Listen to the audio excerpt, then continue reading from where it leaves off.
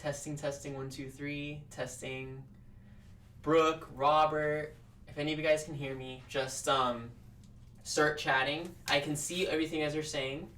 Alex, will this live stream be saved? Yes, you can watch it later, but I'm really hoping you guys can stick through as much of this lesson as you can, because here you can actually ask me questions live. Cool?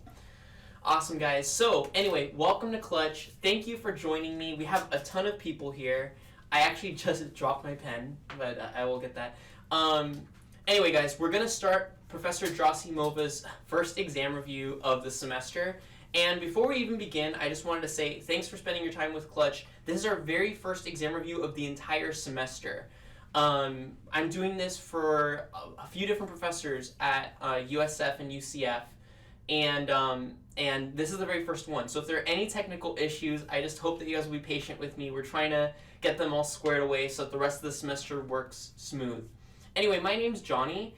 I have been tutoring organic chemistry for almost a decade, and I've been following and stalking your professors at UCF for quite a few years. It all started off maybe in 2012 when I started tutoring for Dr. Dowdy, and then ever since then I've been having chapter reviews and exam reviews for different professors at UCF, okay? Now the way this is going to work is that I'm going to basically coach you guys through a practice exam that looks very similar to the types of questions that Dr. Gerasimova likes to ask. So what we're going to do is we're going to go through chapters 15 and 16. We're going to start off in chronological order. I'm going to ask you guys some chapter 15 questions first, IR, and then we're going to go into NMR, which is chapter 16, which is going to be the bulk of this exam review, because most of your exam is going to come from NMR, okay? Let me just see. I see on the side that I've got a lot of people watching. Got Casey and Alex and Brooke all around still. Thanks, guys, for joining. A big part about doing this live is that I expect you guys to ask me questions. This isn't just like a video that I pre-recorded. I'm right here, right now, helping you guys. So if you get stuck on any of the problems that I'm about to discuss, just please ask me and I'll be happy to clarify, okay? And by the way, this exam, as you can see, the packet is about 18 pages. I'm expecting it to take about 3 hours, okay? If you can't watch the whole thing, I understand. We'll have the rest of it available tomorrow on clutchprep.com, but I do hope you guys will be able to stay for as much as possible. Also, once you see the first few questions and you see this is helping you, please let your friends know that they can join along. They're going to get a lot of value out of this, because we're going to be here camping out learning Orgo for 3 hours specific to your professor. So let's go ahead and start off with the very first question, which comes from chapter 15. So I'm just going to write that here.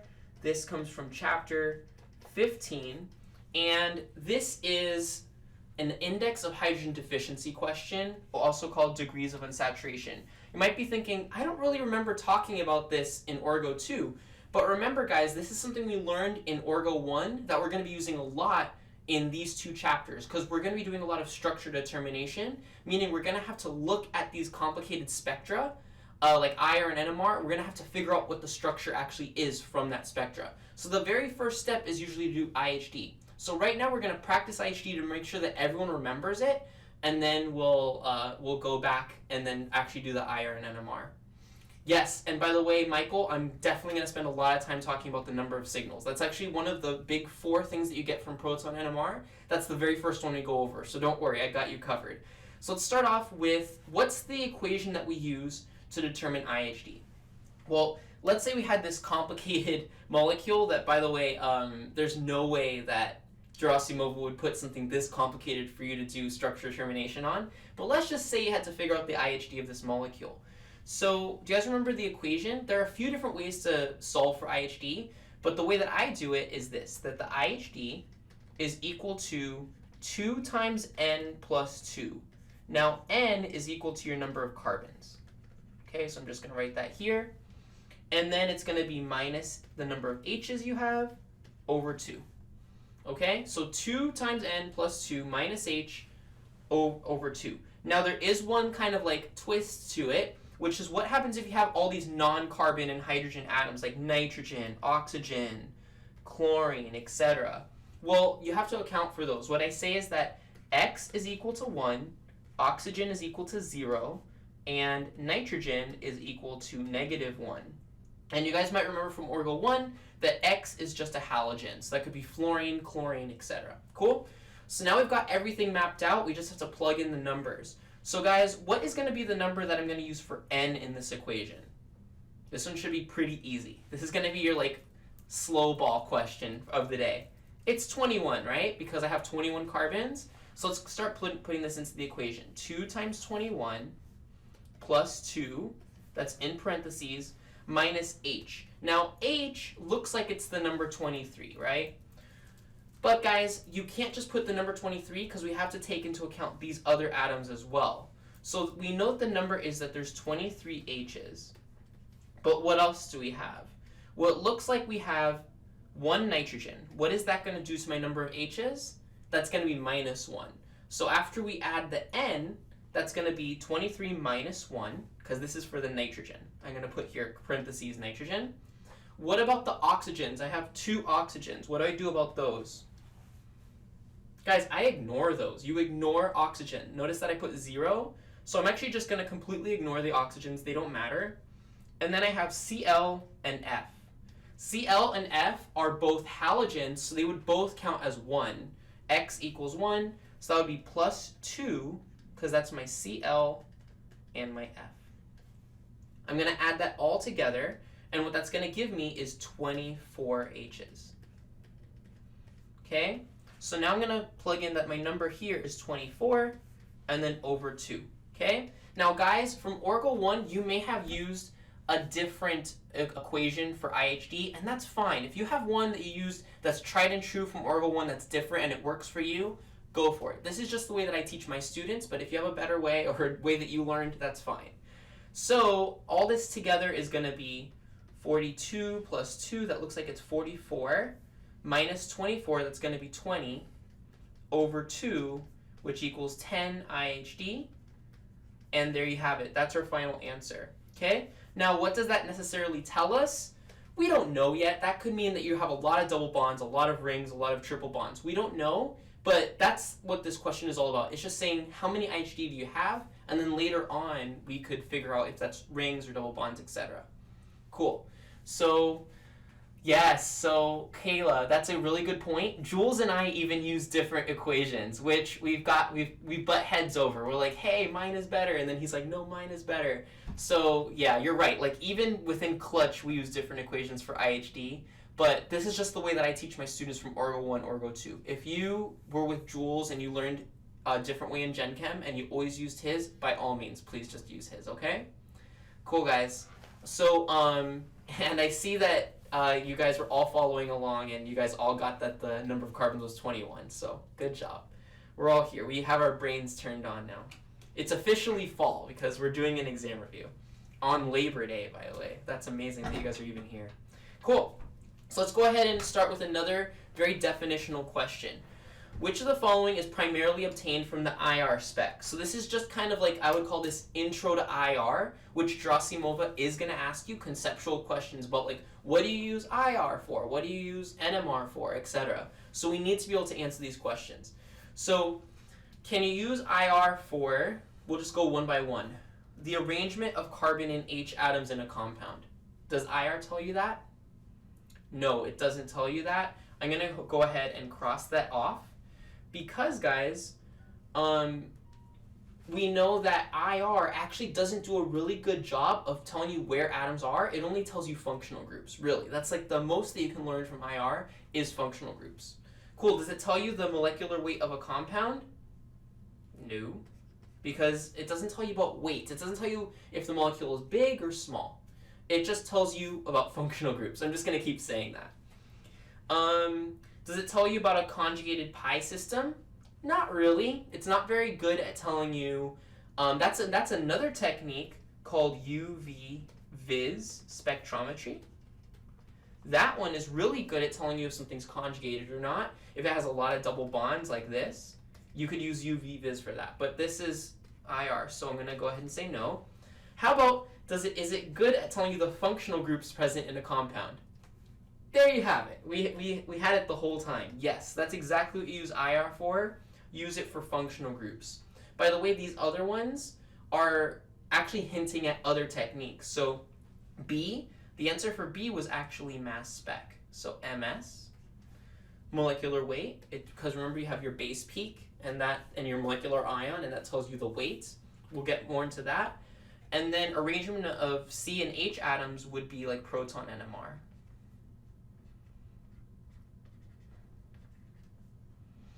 Cool. Proton NMR. Awesome, guys. So, and then obviously not all of these. Cool. So that was pretty easy. Let's keep going. Don't worry, they're going to get harder because I want you guys to do well in this exam. Which C double bond O stretch will occur at the highest frequency on the IR spectrum? All right, guys. So notice that all of these, this is an IR wave number question. And we have all carbonyls. So we're just literally comparing this carbonyl versus this carbonyl versus this carbonyl versus this carbonyl. Okay? So really you can't just use the type of bond to determine which one is higher or which one is lower. Sometimes it's easy, like an alcohol versus a carbonyl. We know that alcohols results around 32 to 3600, so that one would be way higher. But in this case, they're all carbonyls. Carbonyls tend to be around 1700. So how can we tell which one's going to be best? Well, guys, I have this acronym that is named after a vegetable, if you guys have watched my videos, and that acronym is called CORN. And it's really corny. It's literally really corny, but it works, okay? And how does CORN work? Well, so what I teach my students is that these letters here, C, O, R, and N, are going to stand for which ones are more downfield or which ones are, I mean not downfield, which ones are have a higher number and which ones have a lower number, okay? So what do these actually stand for? Okay, so C is going to stand for CL, okay, which is actually the most, the highest number. So CL is actually going to result around like 1750, and that's the highest one. So everything is going to be lower than CL. Do we have any CLs here, like any acid chlorides? Basically, the C would stand for something like this, a carbonyl with a chlorine next to it. Do we have anything like that? No. So then we're just going to not worry about that one. The O stands for oxygen. So do we have any carbonyls that have an oxygen next to them? Yeah, we do. That would be C. That would be C, because notice that C has an oxygen right here. That would be the O in corn. So automatically, I think that one's going to win, but let's just keep going to the other letters so like we can remember. R is just going to be an R group. So like an R group, like a ketone or something like that. Cool. Do we have any of those? Yep, that would actually be B, and A would fall under the R. That would be the ketone. And then finally, we have N, which stands for nitrogen. And that would mean that you basically have a nitrogen next to your carbonyl like this. And do we have any amides? Yep, D. Cool? So guys, actually, not only do we know which one is going to be the most, the highest wave number, we could even rank them. What we could say is that we know for sure that C is going to be the highest. And then after that, we're going to have our ketones, which are A and B. Okay, not necessarily in that order, but I'm just saying that A and B are going to be next because they're both ketones. They both have R groups next to the carbonyl. And then finally, the worst is nitrogen. The lowest is nitrogen, D, because it is the N in corn, and you do not want to be the N in corn. Just kidding, it doesn't really matter. But anyway, just letting you know that's the way you could figure that out. It's just a really easy, stupid way to remember this. Cool? Awesome, guys. So let me know if you have any questions, but that's a really just easy and fun way to remember your carbonyl wave numbers. Okay? Awesome. So let's move on, and I'm going to keep, there's about a 20-second delay, guys, so I do see what you're saying, but it's about at a 20-second delay. So if you have any questions about the other one, just let me know, but I'm going to keep moving on, okay? We do have a lot of questions to cover today. Cool. So interpret the following infrared spectra and circle the corresponding structure below. Label 2 peaks present in the spectra with the stretch observed. So here we're looking at a spectra that's been taken off of, I don't know, an actual IR spectrum. And we're going to basically try to figure out which of these structures correlates to these molecules. Now notice that we have so many molecules to choose from. We have 3 over here, we have 15 over here, 5 over here, that's 15 different structures that could possibly be represented here. So we're going to need to be very diligent about figuring out what's important here, okay? So first of all, what's the first thing that we look at? So what's the very first thing that we would look at in this question, okay? Well, I would separate, and guys, I see that there are some questions about another question that I talked about, but I'll just answer those questions right after I'm done with this one, okay? So, there's a really important number, which is 1500. And what that's going to do is it's going to separate the fingerprint region and the functional group region. Okay? And what I basically tell my students is really focus on the wave numbers and the signals that you get in the functional group region, okay? And what I see here is a very sharp peak around 1700. We actually have discussed this already in other questions today. What do you think that could be representing? 1700. What do you think that could represent? That's actually a carbonyl. That's a C double bond O. Very similar to other questions that we've seen today. Okay? So we're looking for something that has a C double bond O. It's a very distinctive peak. It's actually one of the easiest peaks to recognize on an IR spectrum. So we automatically know that we're going to be looking only at molecules that have a carbonyl, which actually is going to eliminate a ton of these answers. How many of these molecules can we cross out just because they don't have a carbonyl? Like a huge amount. Okay, so I can cross out this one, this one, this one, this one, this one, this one, this one. Okay? Oh, and this one. No carbonyl. Everything else, so I only have 6 left that have carbonyls. Cool. Now I'm going to look at the rest of the spectrum, and I have this very distinctive peak over here. It's right around 3000. Okay? So what do you see? What kind of groups do you usually see resulting there? Well, the fact that it goes up to 3000, but it doesn't cross over, tells us that this is probably what? Okay, maybe you didn't remember, but that's fine. That's why we have a few days before the exam. It's likely an sp3 CH bond. I know it sounds complicated, but it just means a carbon attached to an H that is pretty much only attached to single bonds. There's no double bonds, there's no triple bonds, only single bonds, okay? So that is typical of basically like alkanes, okay? So I'm just gonna put here in quotes, alkanes. This would be a typical alkane peak.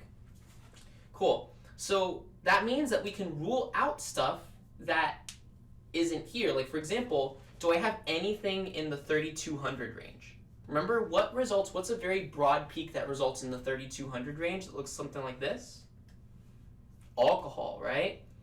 So if it results above 3000, it's definitely not in this molecule. So are there any molecules that I can cross off because they would have a peak in this area, in the 3000 area? Yep. So I can definitely cross off anything with an OH, because anything with an OH is going to result above 3000. So that's this one, this one. I can also cross off anything with an NH, because anything with an NH also results, you guys remember, N bonded to H results around 3300 to 3500. It's smaller than alcohol, but it's still there, it's above 3000. So it would be like maybe a little peak here. So anything with an NH I can cross out. So that would be this, and that would be this, and that would be this. So guys, even though this looked like a really complicated problem, notice that now we're down to just 2. We're down to this guy, and we're down to this guy. Cool? So now you guys might be wondering, okay, so between these 2 molecules that have a carbonyl and that don't have an alcohol, that don't have an amine, which one is it? And I'm actually going to give you guys a chance to participate here because I know this is a tricky problem. But there is an easy answer that maybe you guys have already seen. Let's say this is molecule A and this is molecule B. Can you guys go ahead and type for me which one you think it is, whether it's A or whether it's B, and why? That would be really helpful if you could type that, because I think that then I could see where you guys are thinking about this kind of stuff.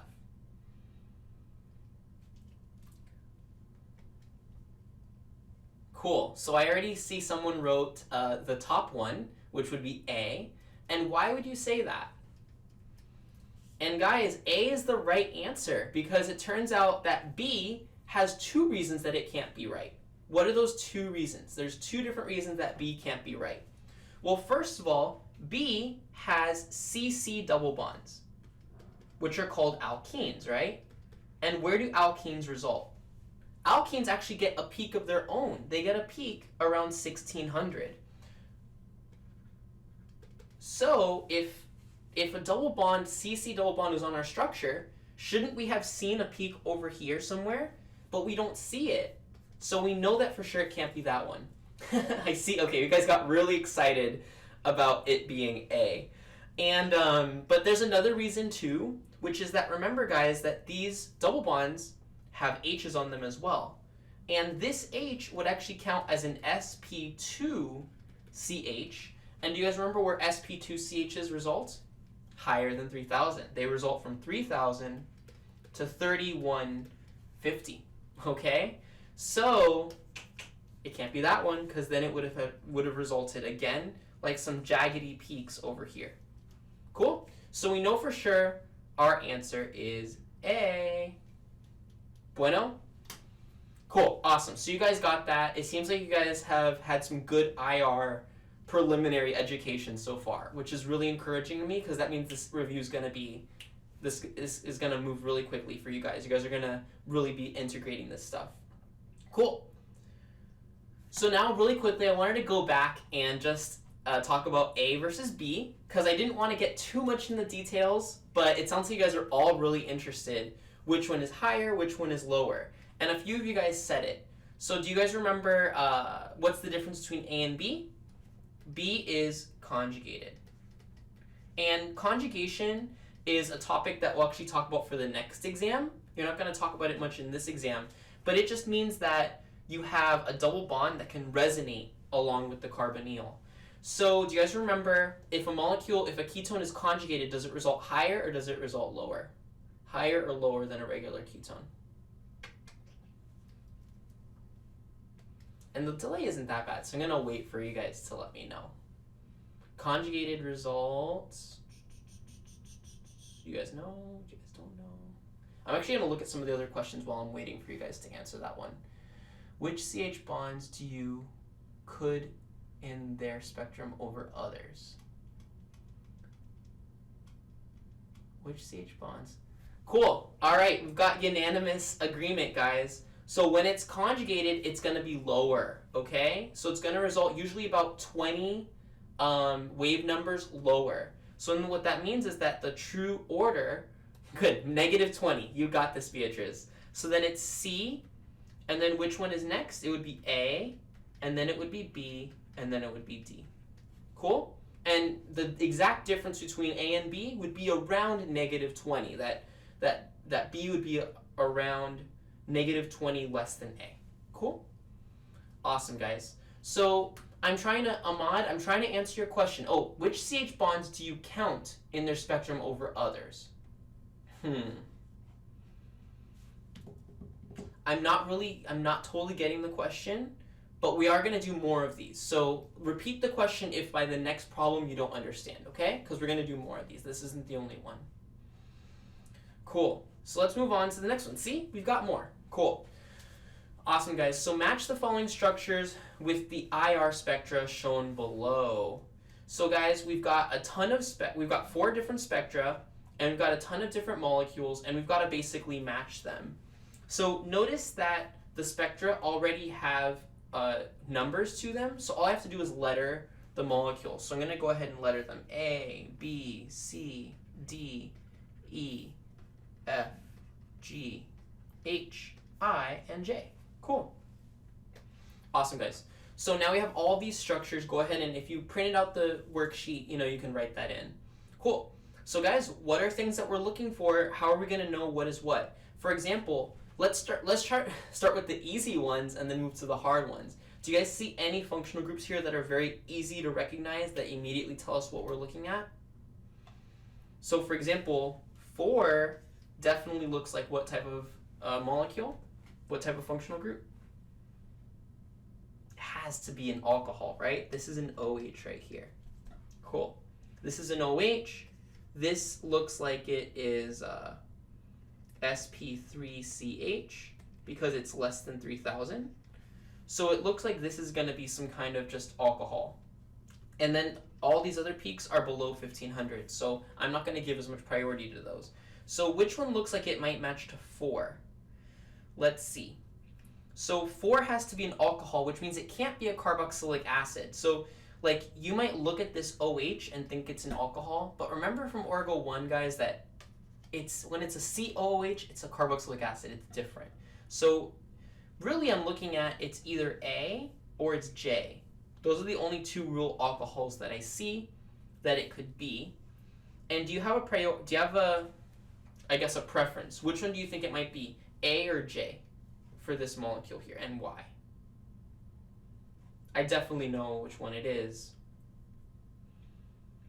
It's going to be J, right? Because the thing is that A has a benzene ring, and benzene rings are going to have all other types of shifts. It's going to have like an H here that's going to get like a 3,000 to 3,100 because it's sp2. You're going to get your alkene peaks, so it's going to be a mess. So this one's definitely J.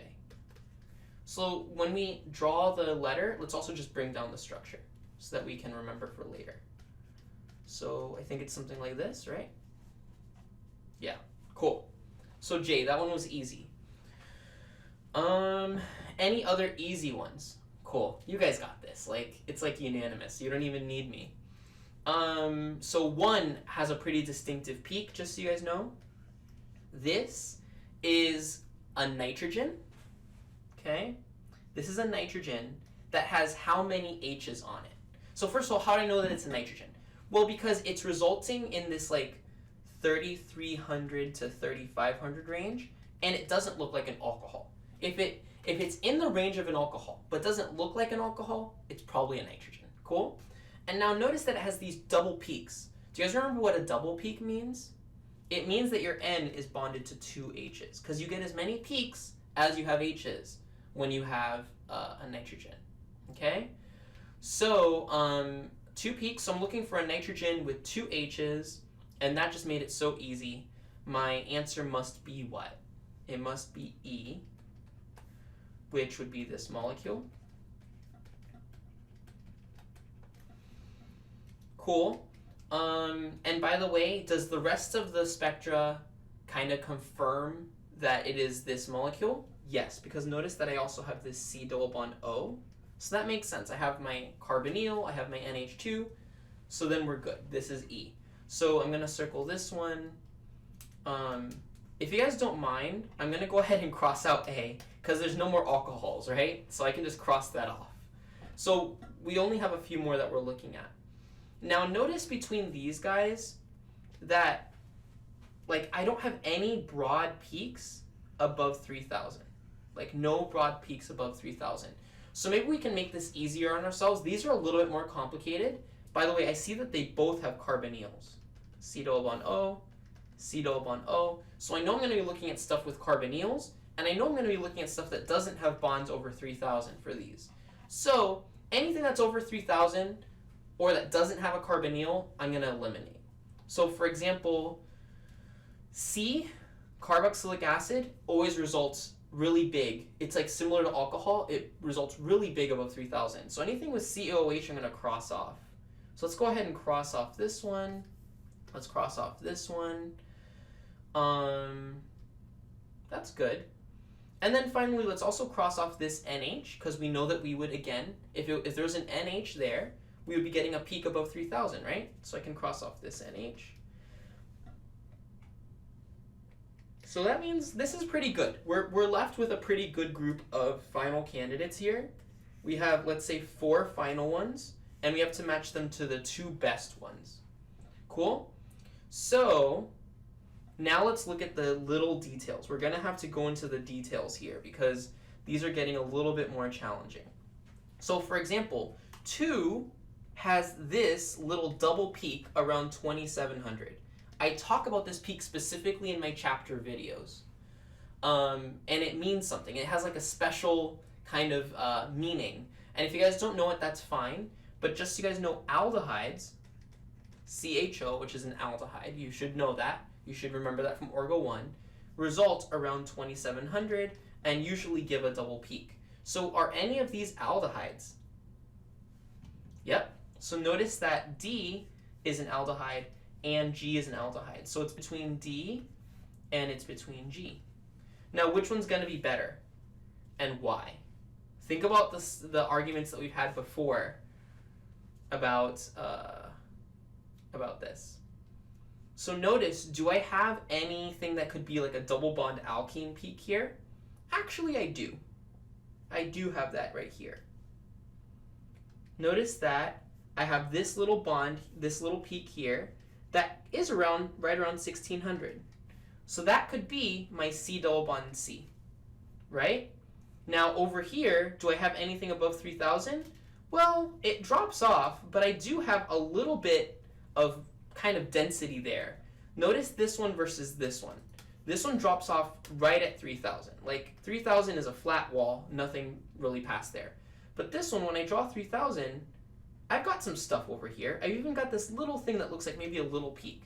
So to me, this tells me that this actually could have an alkene that has an H on it. Okay, because I have, not only do I have the carbonyl and the aldehyde, but I also have the C double bond C and I have the H. So I'm going to go ahead and say, guys, that this is definitely D.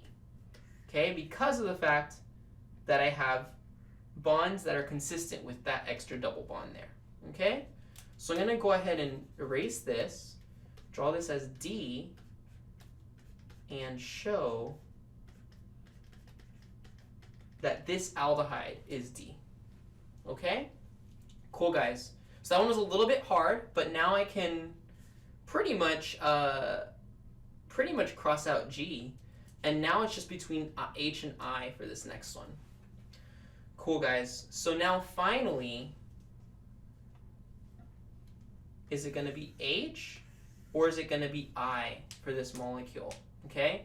And now these are really tricky because literally there's really nothing to go on here. This nitrogen is tertiary. It doesn't have any H's. So this would not result in the amine region of 3300 to 3500. So really the only thing we have to go on here, the only thing we have to go on is the placement of this aldehyde, of this peak, which is really small. So guys, this is 1500, this is 1600, this is 1700. Does it look like this carbonyl peak is above 1700 or below 1700? What do you guys think? Is it above or is it below? It looks like it's above. It looks like it's right around 1710. Okay? What did we talk about with the CORN acronym? With the CORN acronym. The CORN acronym tells us that nitrogen is going to result the lowest. Nitrogen is going to result the lowest. It's usually going to be in the 1600s, in the high 1600s, okay? Whereas R usually results around 1710, okay? Usually N is around 1680, whereas R is around 1710. So because this is resulting a little bit above 1700, I'm going to go ahead and say that this has a better shot of being I than it does of being H, because H would result lower than 1700. So I'm going to go ahead and make this molecule I, which is this ketone.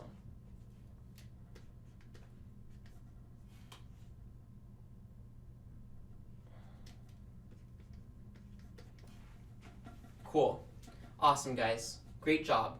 So that was really tricky, And now, Ahmad, if you still have that question earlier, this would be a great time to restate it. Cool. So now there are a few more questions. Why isn't 1 an aldehyde? Why isn't 1 an aldehyde? Well, 1 couldn't be an aldehyde because of the fact that there's nothing around 2700.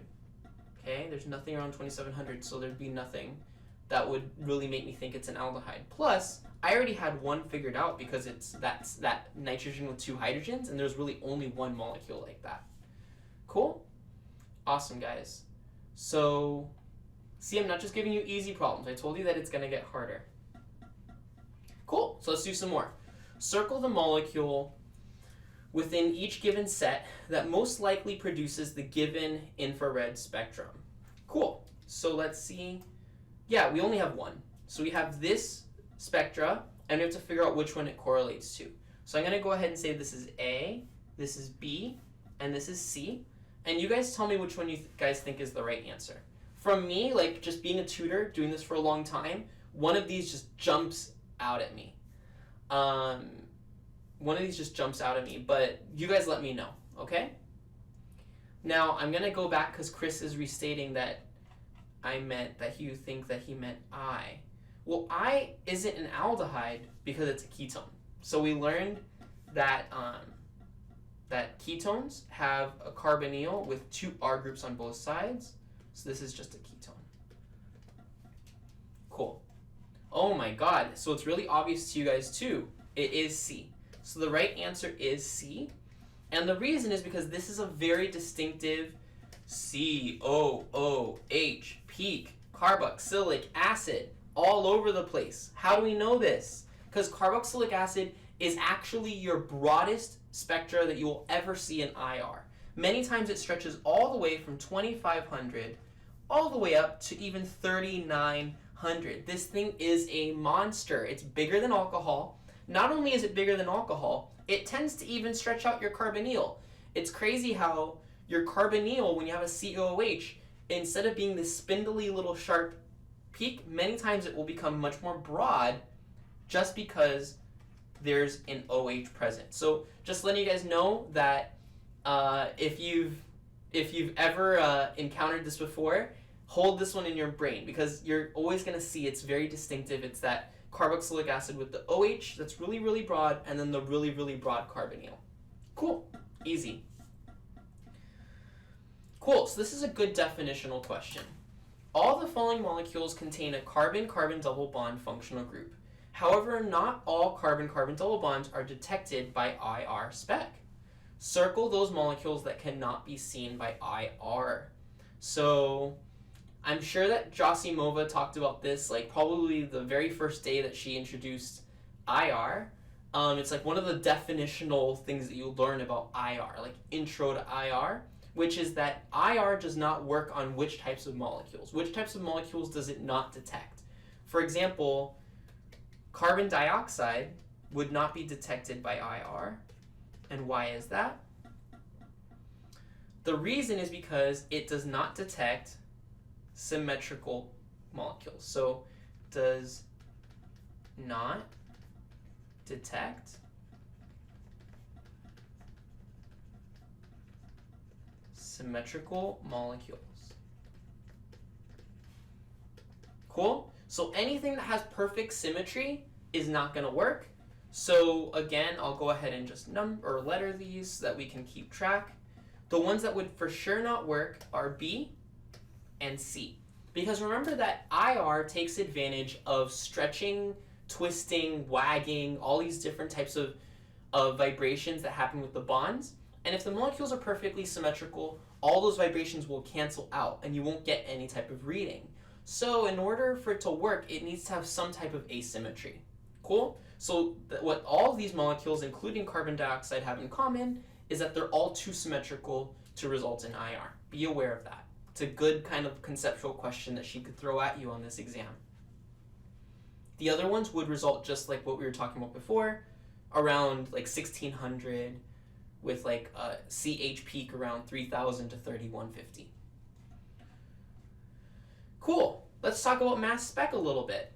The most abundant ion or tallest peak in a mass spec is called what? So this is just a very definitional question about mass spec. Let's say that you have your mass spectrum and you've got all these different peaks. Your tallest one is going to be called what? It's always your base peak. Okay? The base peak is the name that's given to the tallest one, and it's usually scaled to 100. And then the other ones are kind of judged in reference to that one. Cool. By the way, what is the molecular ion peak? Because that's a really important peak as well. The molecular ion peak is going to be the peak that has the molecular weight of your ion, of your molecule. So it should be your M plus radical peak. And in this case, it would be this peak here. It's not always the tallest one, but it's the one that indicates the molecular weight of your molecule. Cool? Awesome. So I'm going to go ahead and read a question here. The double bond is far to the left. Can you also say that internal alkenes and alkynes cannot be seen by IR? So it depends. So about this question, you can't make that kind of generalization because, for example, let me give you an internal alkyne. This internal alkyne here with two methyl groups, CH3, CH3. Would this result in IR? Definitely not. Definitely not because it's symmetrical. But what if it's still internal, but what if I changed one side to be CH2, CH3? Then would that result?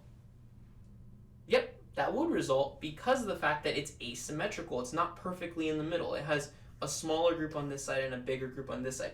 This is still internal. This is still an internal alkyne, but it's not symmetrical. Cool? Good question. So can I explain all the other ones? Guys, these aren't even things. That's the thing. There's nothing to explain. Fragment peak? Well, fragment peak would be any peak that's a fragment. So this would be a fragment peak. This would be a fragment peak. They are all fragment peaks. Okay? Molar peak? I've never heard about that before. I don't know what a molar peak is. That's just a trick answer. Molecular peak, that's another trick answer. There's nothing called the molecular peak. It's a molecular ion peak and the base peak. The other peaks don't really have names. All of these other ones would just be smaller and smaller fragments of a mass spec. Cool. So let's keep going. Which compound below is expected to show an odd molecular ion in the mass spectrum and two IR signals between 33 and 3500? Cool, guys. So this is a great question. Yeah, so I'm going to finish this question and then I'll answer some questions. So this is a great question because it combines our knowledge of IR, which we just talked about. That's going to give us one clue. And then it's also going to talk about odd molecular ion in the mass spectrum. So what I want to do is write down what the clues are for both of these, and then we'll figure out which molecule it is. Cool? So the IR. Let's talk about IR first. It's saying which of them is going to give us two IR signals between 33 and 3500. Two IR signals. Okay? Well, we know that for sure this is talking about an amine. Okay? And I'm thinking that it's talking about an amine that has two H's on it. So I'm just going to put NH2 with a question mark because we still want to kind of see what the answer is going to be, okay? But I'm thinking that this is going to be NH2 because it says two IR signals. Cool. So now what about the mass spec? What can we learn about the mass spec? I'm going to put here MS. Cool. So it says an odd molecular ion in the mass spectrum. Alright guys, so I talk about this, I have a video where I basically talk about like all of chapter 15 and 16 from scratch. I explain mass spec and how to do all the fragments and everything. And I talk about in my video called Isotopes, so my isotopes video, I talk about the nitrogen rule. This is called the nitrogen rule. Okay? And what is the nitrogen rule? Very good. You guys knew it. So the nitrogen rule says that if you have an odd number of nitrogens, that's going to give you an odd molecular ion, which I'm just going to write as M plus radical, which is the way that you write molecular ion. So if you have an odd number of nitrogens, you're going to get an odd mass spectrum. Or I'm sorry, a molecular ion. So it says it's expected to show an odd one, so that means that I'm going to have an odd number of nitrogens in my molecule. Cool. So now I just have to combine these and see if I can get the right answer. So which of these have a odd number of nitrogens? Maybe it would help if we drew them. So A is already drawn for us. B, diethylamine, is going to be this. Nitrogen, ethyl, ethyl, hydrogen. Ethylamine is going to be this guy right there, this bad boy. NH2 with an ethyl group. Cool. So let's start off with actually the mass spec, because we already know that rule for sure. The mass spec says that the only ones that it could be, because it's an odd number of nitrogens, the only ones are B and C, right? Because A has 2 nitrogens, right? So that's an even number of nitrogens. And if you have an even number of nitrogens, you're going to get an even molecular ion according to the nitrogen rule. So that means that we're stuck between B and C. Now, which of these is going to be better in terms of the IR? Which one's going to give us 2 signals in 33 to 3500 and not just 1? You guys got it. And I see a bunch of people saying it.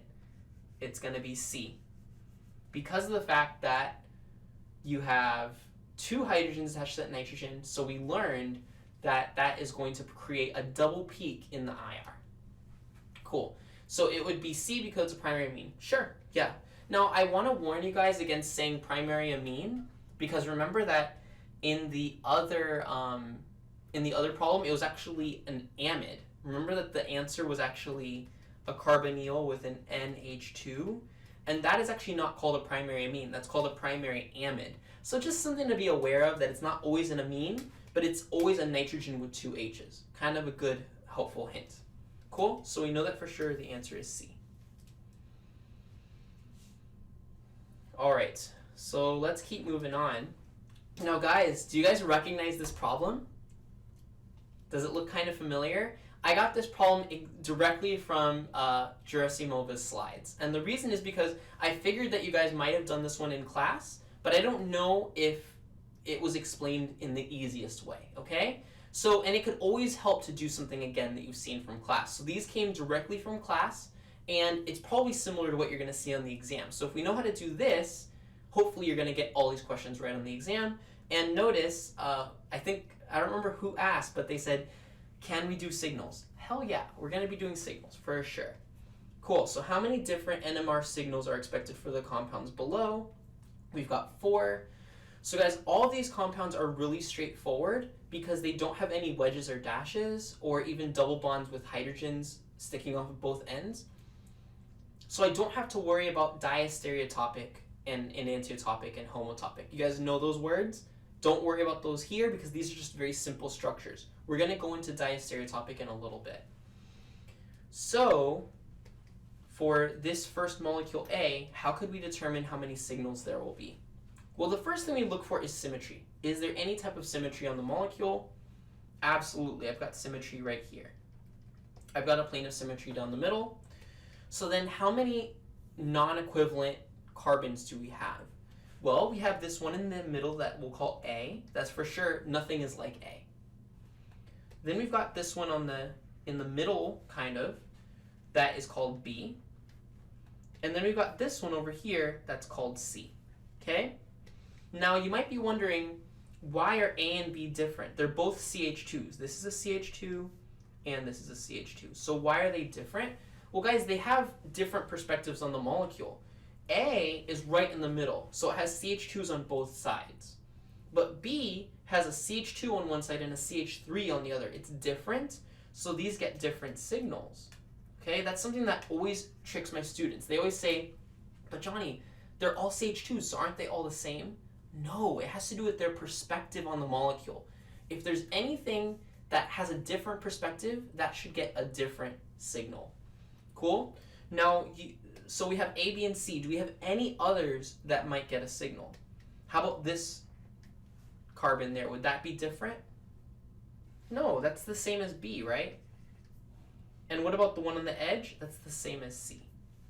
So even though I have 5 carbons and I actually have 12 hydrogens, I have a ton of hydrogens, how many signals will I get? I'm just going to get, and you guys all knew this already, but I'm just going slow because the first one. 1, 2, 3, 3 signals. Okay? Now notice, guys, this is called proton NMR. And I've been talking about carbons the whole time. Did I mess up? Am I thrown off or something? No, guys, because remember that when it's a simple NMR spectrum, proton NMR, you can assume that each carbon gets one signal. Like each non-equivalent carbon gets one signal. So what you can do is you can assume that these two H's are the same for now, but that's going to get changed when we have diastereotopic. But for now, because these are simple, they don't have wedges and dashes, stuff like that, we can just say that all the protons on A are the same, all the protons on B are the same, all the protons on C are the same. But that's going to change, so just be aware, okay? Cool. So let's go to molecule B. How many signals is this one going to get? And I'm just going to let you guys tell me. Work it out on your own. Take about 20 seconds, then tell me the number of signals.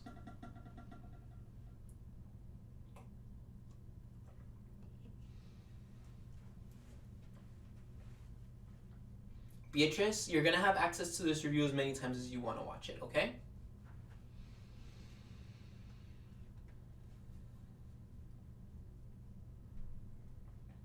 Cool. So guys, do we have any symmetry in this molecule? We actually have 2 planes of symmetry. We have a plane of symmetry here, and we have a plane of symmetry here. So that is crazy. What that means is that we're going to have a lot of carbons and a lot of hydrogens that all mean the same thing. Okay, they're all the same. So, for sure we have one position that's unique, which is this one, right? Both of these they're symmetrical, but they're both different than the stuff that's on the benzene. So for sure that's going to get one signal. Cool. Then we've got, let's say, this position here. Are there any other positions that are like that position? Hell yeah. We've got this one, this one, this one, and this one. How do I know that they're all the same, guys? Because notice that I have my grid. I basically drew something in quarters, like a quadrant. So that means that whatever is in this position in the other quadrant is the same.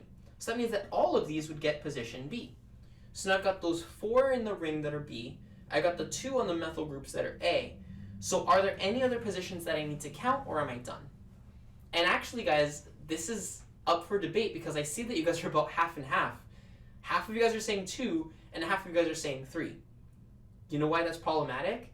Half of you guys are getting this question wrong on the exam if we don't correct this now. Okay? So it's really important that everyone gets this right now. So guys, the answer is just 2 because this position and this position doesn't count. Why? Because it doesn't have any hydrogens on it. Remember, this is proton NMR. Proton NMR only looks at hydrogens. So for sure, these can't count because they already have 4 bonds. So the answer is 2 signals. Cool. So question from Sarah. How is the first line symmetrical? Well, because you're splitting it and both sides look the same. Okay, so we're splitting it and both sides look the same. So whenever I draw a line and both sides, like I could fold them on each other, that would be a plane of symmetry. Okay? And if you look at both of these lines, if I folded the molecule on itself, it would be a plane of symmetry. Cool? Awesome. So guys, now I'm going to move on to this molecule C, and I want you guys to tell me how many signals there will be, and then I'll tell you. And actually, you can do that for C and for D. I'll just drink some water and wait for you guys to tell me what C and D would be.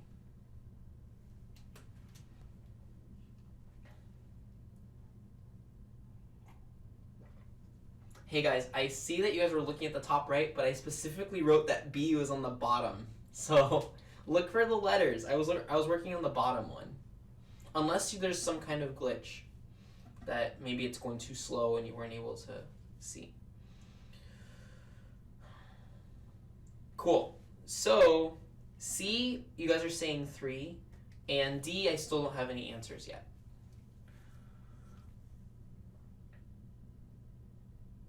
Cool. Okay, the answers are coming in. Great. So let's go ahead and start with C. So just a second. Okay. Cool. So let's start with C. So C has how many positions? Does this position count? Definitely not, because it doesn't have any H's. So that doesn't count. Does it have a plane of symmetry? Yes. Where is that plane of symmetry? Let's just devil's advocate here. Is the plane of symmetry this way? Is that a good plane of symmetry to draw? If I were to fold it, would it fold on itself perfectly? No. It's not a good one. So the plane of symmetry is here. Okay? Which means that I only have to work on one of the sides of it. I don't need to work on both the top and the bottom. I can just pick either the top or pick the bottom. So I'm just going to pick the bottom. So I have this position, CH2, this position, CH2, this position, CH2. I'm going to call these A, or I keep using letters, so let's call them 1, 2, and 3. Cool. They're all CH2, so does that mean that they should all be the same? No, guys, because remember I told you it's not about it being CH2s. It's about their perspective on the molecule. Does red versus blue, 1 versus 2, do they have the same perspective? Red is closer to the carbonyl, and blue is further away. So they have to get different signals because one is going to be more deshielded and one is going to be more shielded. Cool? And then 3 is going to be the most shielded because it's the furthest away. So it's 3. And just so you guys know, these are just going to be repeats of the ones at the bottom. So this would be red and this would be blue. Cool? So this is going to be 3 signals. Good job. And I saw everyone put 3, which is great. And then finally we have D. So D, let's see what you guys said. I see D is 4. D is 4. It looks like everyone thinks D is 4. So is there any symmetry? Yep, right here. So this is going to be A. I keep doing letters because this is molecule D. Let's just use colors. So this is going to be blue. These two are going to be red. These two are going to be green. This one's going to be black. So that's already 4 for sure. But what about this one here? Yeah, guys. So that is not going to count because it already has 4 bonds. So this is 4 signals, and you guys got it. Easy stuff. Good job, guys. So this is the beginning of signals, but it is going to get harder because we're going to go into diastereotopic, which sometimes changes things. Awesome. So this is great. What I'm going to do, guys, is I'm going to do this page a little out of order, where I'm going to start off with this problem, and then I'm going to do the one at the bottom because it's very related, and then finally I'm going to do the one in the middle. Cool. And guys, this is like a super popular trick question that professors ask students. This is a super trick question, so you guys want to pay attention, okay? How many signals would cis-1,2-dichloropropane give? And guys, this is completely out of order, and that's my fault. I thought I had ordered it correctly, and it's not ordered correctly. Let's actually start with the bottom. Uh-oh, what just happened? Okay, everything's gonna be fine. Let's not freak out. We're right here. Cool. So guys, sorry. Before we start with the one on the top, let's go to the one on the bottom. I want to do this one first, then the other one, and then the one in the middle, okay? So let's draw it out. So for both these questions, we're going to be working with dichlorocyclopropane. One of them is going to be trans, and one of them is going to be cis. So trans means that, let's say that this one goes up on a wedge, this one has to go down on a dash. And this would be trans 1,2-dichlorocyclopropane. Cool. Okay, so is there any symmetry in this molecule? any symmetry at all. Can I draw a plane of symmetry here? No. Can't. Can I draw a plane of symmetry here? Even, I mean, triangle is kind of not symmetrical, but if it was symmetrical, is that a plane of symmetry? No, I can't either, because notice that if I folded it, it doesn't perfectly match. One goes up and one goes down. So I can't draw a plane of symmetry here. So I know that every position is going to kind of get its own signal. So that means that, let's start off with these guys here, okay? These guys have, there's an H facing towards the top, and here there's an H facing towards the bottom. Cool. Do these guys get one signal, or do they share a signal? Are they the same? Are they different? Etc. And it turns out that these are actually the same. And the reason is because no matter which H you pick, they have the same perspective on the molecule. So sometimes it's easier if you draw it, let me see if I can draw it maybe this way, and it will make more sense. So let's say that you had the same molecule, and this is called a Haworth projection, by the way. I'm going to draw right now a Haworth. You don't have to write this down, but just letting you know from Orgo 1. Haworth projection is where you draw the bonds straight up and straight down. Sometimes it makes it easier to visualize what you're looking at. So this is my CL. Oops, let me use red. This is my CL here. This is my CL here. This is my H at the bottom, and this is my H at the top. Cool? Awesome. So when you look at this H, let's say, okay, what does it see? What it sees is that it has a chlorine directly above it on the same carbon, and it also sees that it has a chlorine next to it, okay? So it has a chlorine on the cis side of the ring. It's on the bottom side, okay? Now let's look at this hydrogen. This hydrogen, what does it see when you look at it? Well, that it has one chlorine straight down, attached to the same carbon, and it has a chlorine on the cis side, on the top side. So is there any difference between these guys? No, they have no difference at all. So these are just going to get one signal. Even though they're not symmetrical, it's not perfectly symmetrical, but they have the same viewpoint. So this would just get one signal. We're going to call it signal A, or the blue signal. Cool? So that's why I said these are tricky. This is a specific type of problem that professors like to ask. Now let's look at the other two hydrogens. So I've got a top hydrogen that'll make it, let's say, green. And then I have a bottom hydrogen that'll make black. Is there any difference between these hydrogens? Should they get two different signals, or should they share the same signal? When I draw them different colors, you're immediately thinking they should get different signals. But we have to analyze it. We have to think, well, what are they seeing? Let's go ahead and plug them into our Haworth projection. So in our Haworth projection, the green goes up, right? And the black goes down. So let's look at the green one. What does the green one see? What the green one sees is two chlorines. It sees a chlorine that's cis to it and a chlorine that's trans to it. Got it? Don't worry about the H's, just worry about the chlorines, okay? Chlorine that's cis and chlorine that's trans. Now let's look at the black one down here. When you look at this black one, what is it seeing? It's seeing a chlorine that's cis to it and a chlorine that's trans to it. So even though they're on different sides of the ring, they're both seeing the same thing because the chlorines are going in both directions. So these are also going to share the same signal. So even though this molecule wasn't symmetrical to begin with, ClCl, it actually only has two signals total.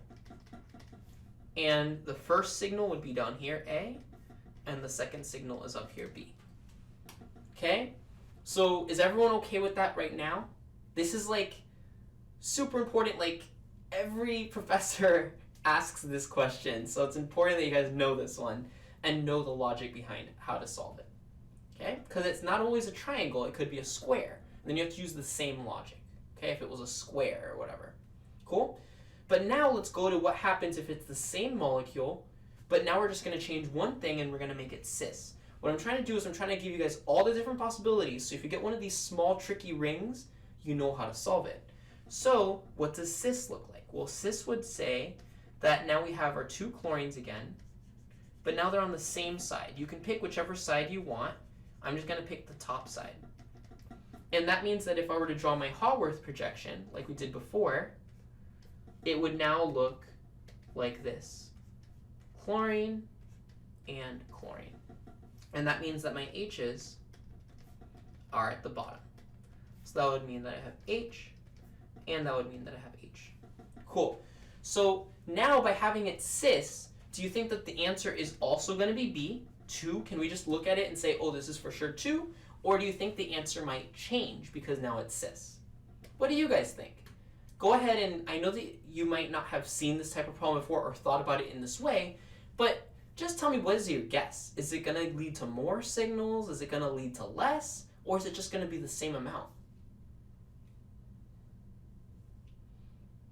So guys, there's actually a rule for this that I teach my students, which is that cis for these small rings tends to add one more signal.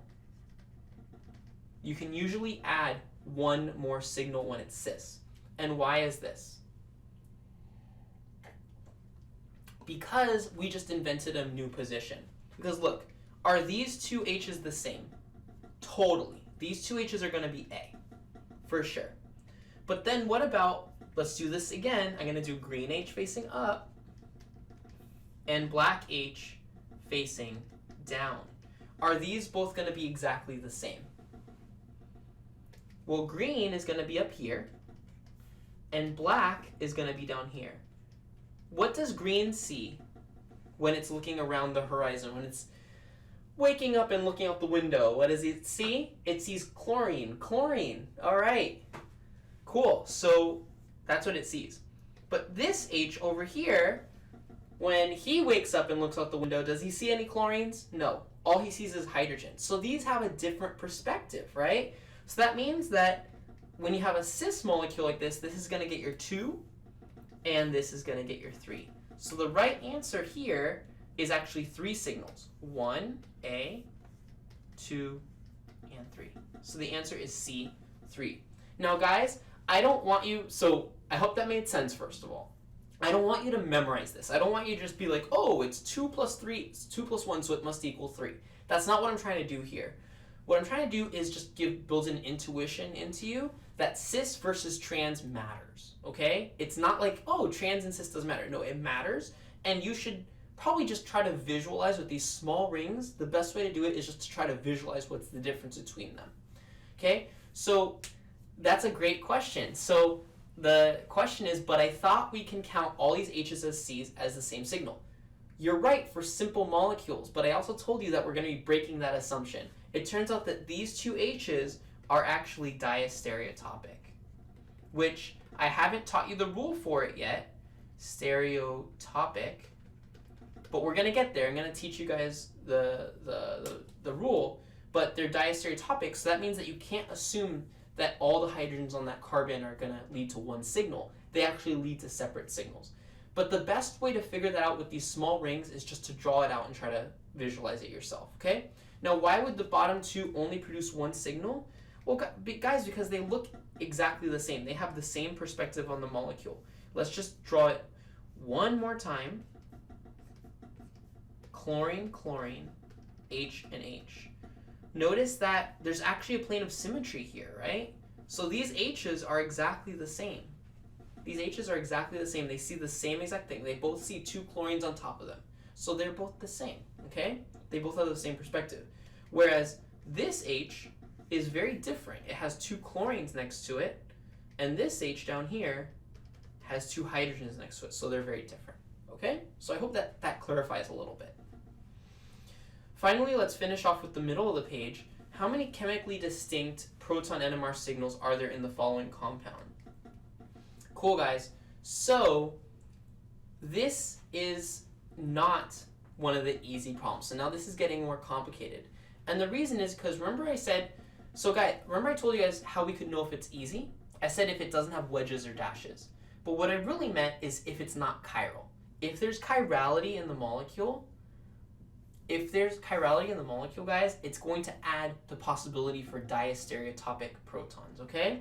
So my first question to you is are there any chiral centers on this molecule? Any chiral centers at all?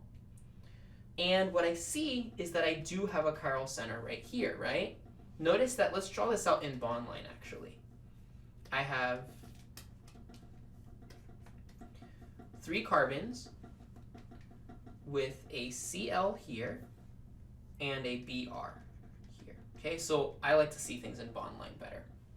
Cool. So do we have any chiral centers? Hell yeah, because this carbon here is attached to an H, a Br, a methyl group, and then a methyl chloride. So this is a chiral center. So that means that we have to bring in the Q-test. Okay? And you use the Q-test when you have a chiral compound.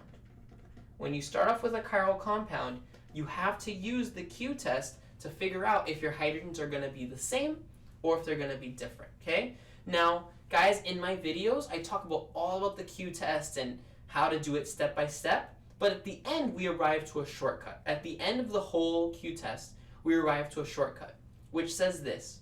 If you have a chiral compound, so if your compound is chiral, so I'm going to put here if chiral, plus if you have any CH2s on the molecule, those CH2s will be diastereotopic.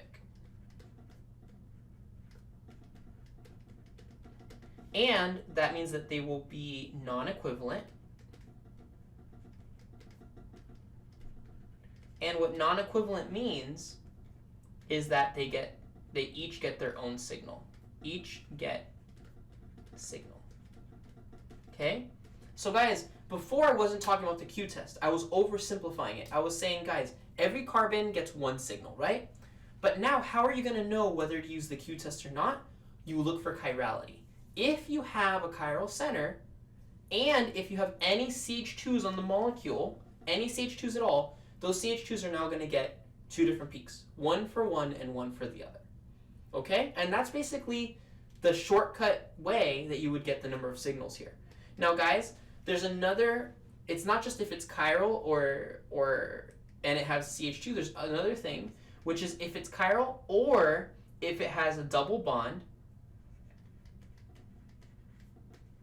that's capable of forming cis and trans.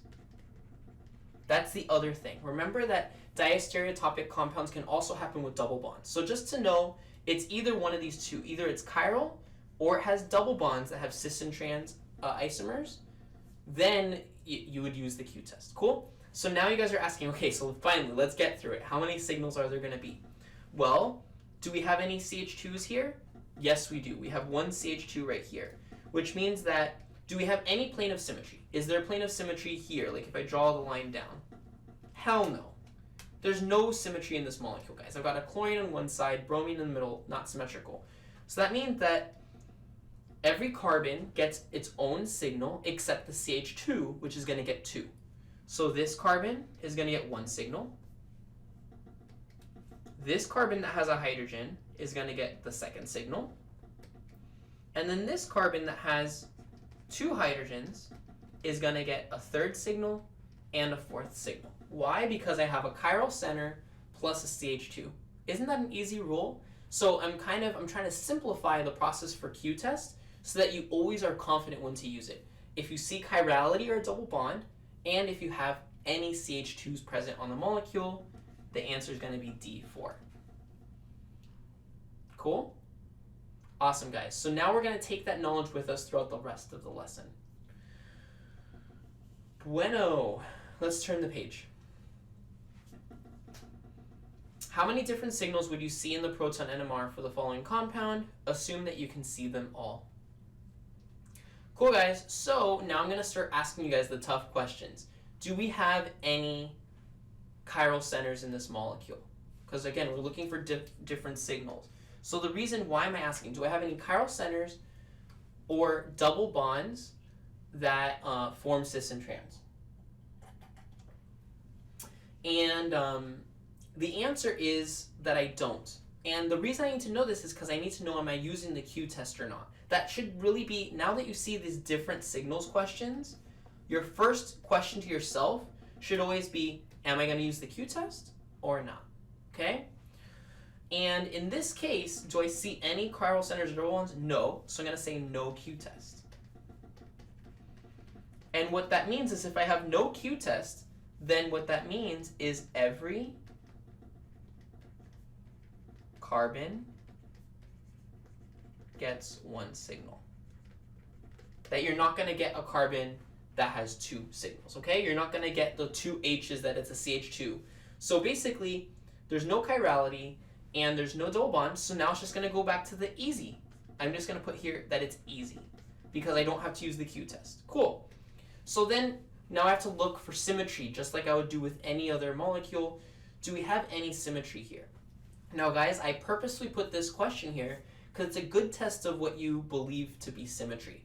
Overall, is this molecule symmetrical? Like, could I draw a line through the middle or through the middle like this? No, I can't.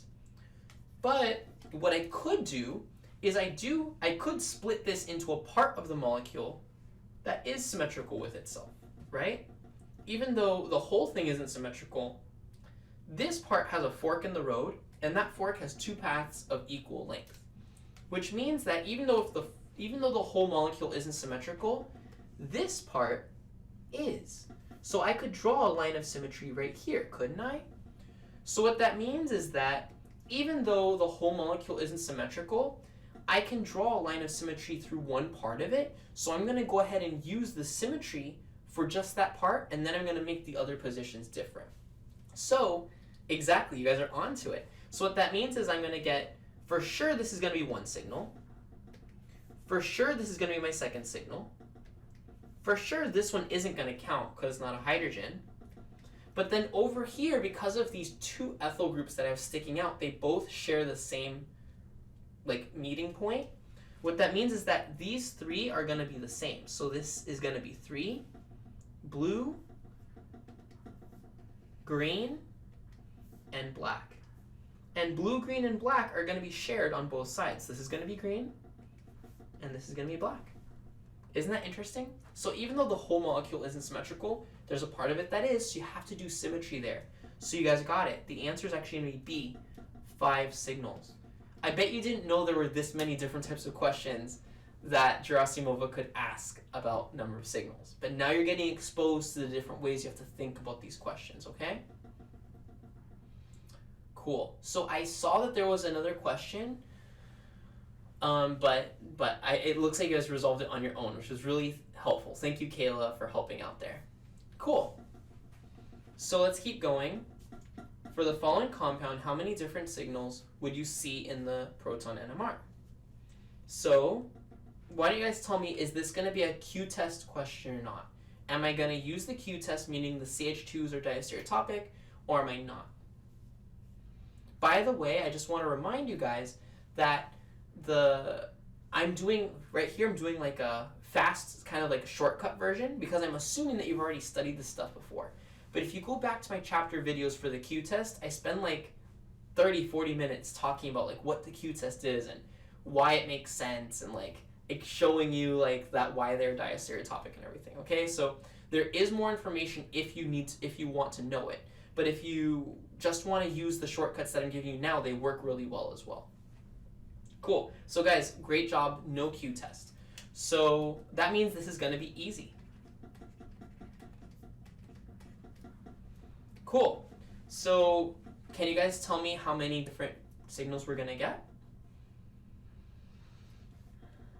For sure, I've got some carbons here that are not going to result. I'm going to get this carbon that has 4 bonds and this carbon that has 4 bonds. Those are not going to show on proton NMR. So then that means that all I have is this hydrogen, that's going to be 1. This CH2, that's going to be just 2.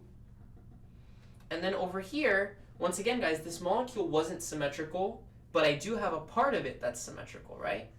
Notice that this part, if I were to draw a line through it, they're all the same. They're all coming off of the same junction point. Like what I like to say is that if you have a fork in the road and all the paths lead like to the equal roads, like all the roads are the same, they're all going to share equivalent signals. So that means that all of this is going to be the third signal because they all just come off of that one point.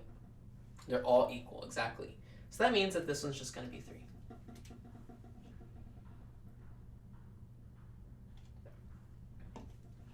Thumbs up. You guys are flying through this material. Cool. So guys, I'm not sure if this problem looks familiar, but this is another problem that came straight off of Gerasimova's slides. And I'm hoping that even if you guys did this in class, now just by learning the stuff that we're talking about, it's going to start to make more sense. Why the different shifts make sense.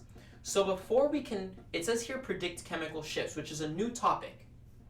Okay, we haven't talked about shifts today. All we've talked about is number of signals.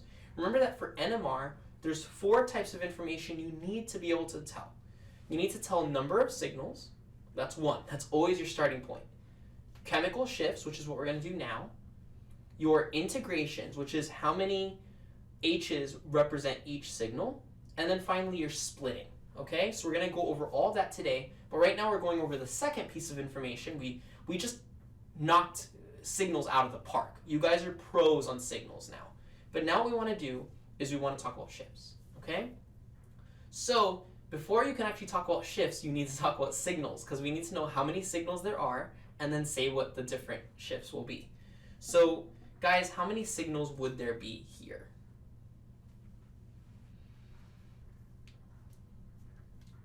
So if you want to be really, really technical, do we have a chiral center? Yes, we do. We have a chiral center here. We have a chiral center.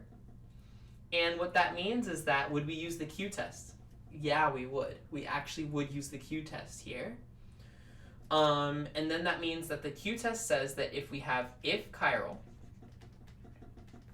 and also if CH2, they're going to give us 2 signals. So, do we have any CH2s present? Yep, right here. So we've got, let's say, an H that's sticking out. This is going to be one H. And then I've got an H that's going back. This is going to be another H. So we actually know that we're going to get how many signals? We're going to get signal 1, signal 2. This is going to be its own signal 3. This is going to be its own signal 4, according to the Q-test. And then these get scratched out because they don't have any hydrogens. Oh, wow, I'm sorry, I missed a big one. This is going to get its own signal 5. So we have 5 signals. See, so the Q-test is rough, right? But you guys got it. We're getting the hang of this. Cool, guys. So now we have our number of signals. We have 5 signals, but we need to actually predict what those chemical shifts are going to be. So if you guys don't mind, what I want to do is start from the most, let's start from like TMS, right? TMS is equal to 0, right? And I want to go down and put them in order of how high their chemical shift would be. So basically this is the shielded category, and then down here we'll go all the way to deshielded.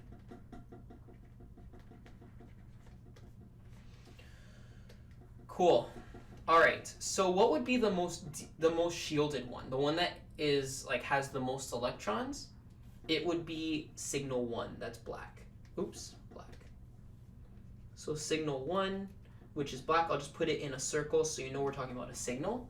Now, where would signal 1 result? Notice that signal 1 is not next to a carbonyl, and it's just next to a carbon that has an alcohol on it.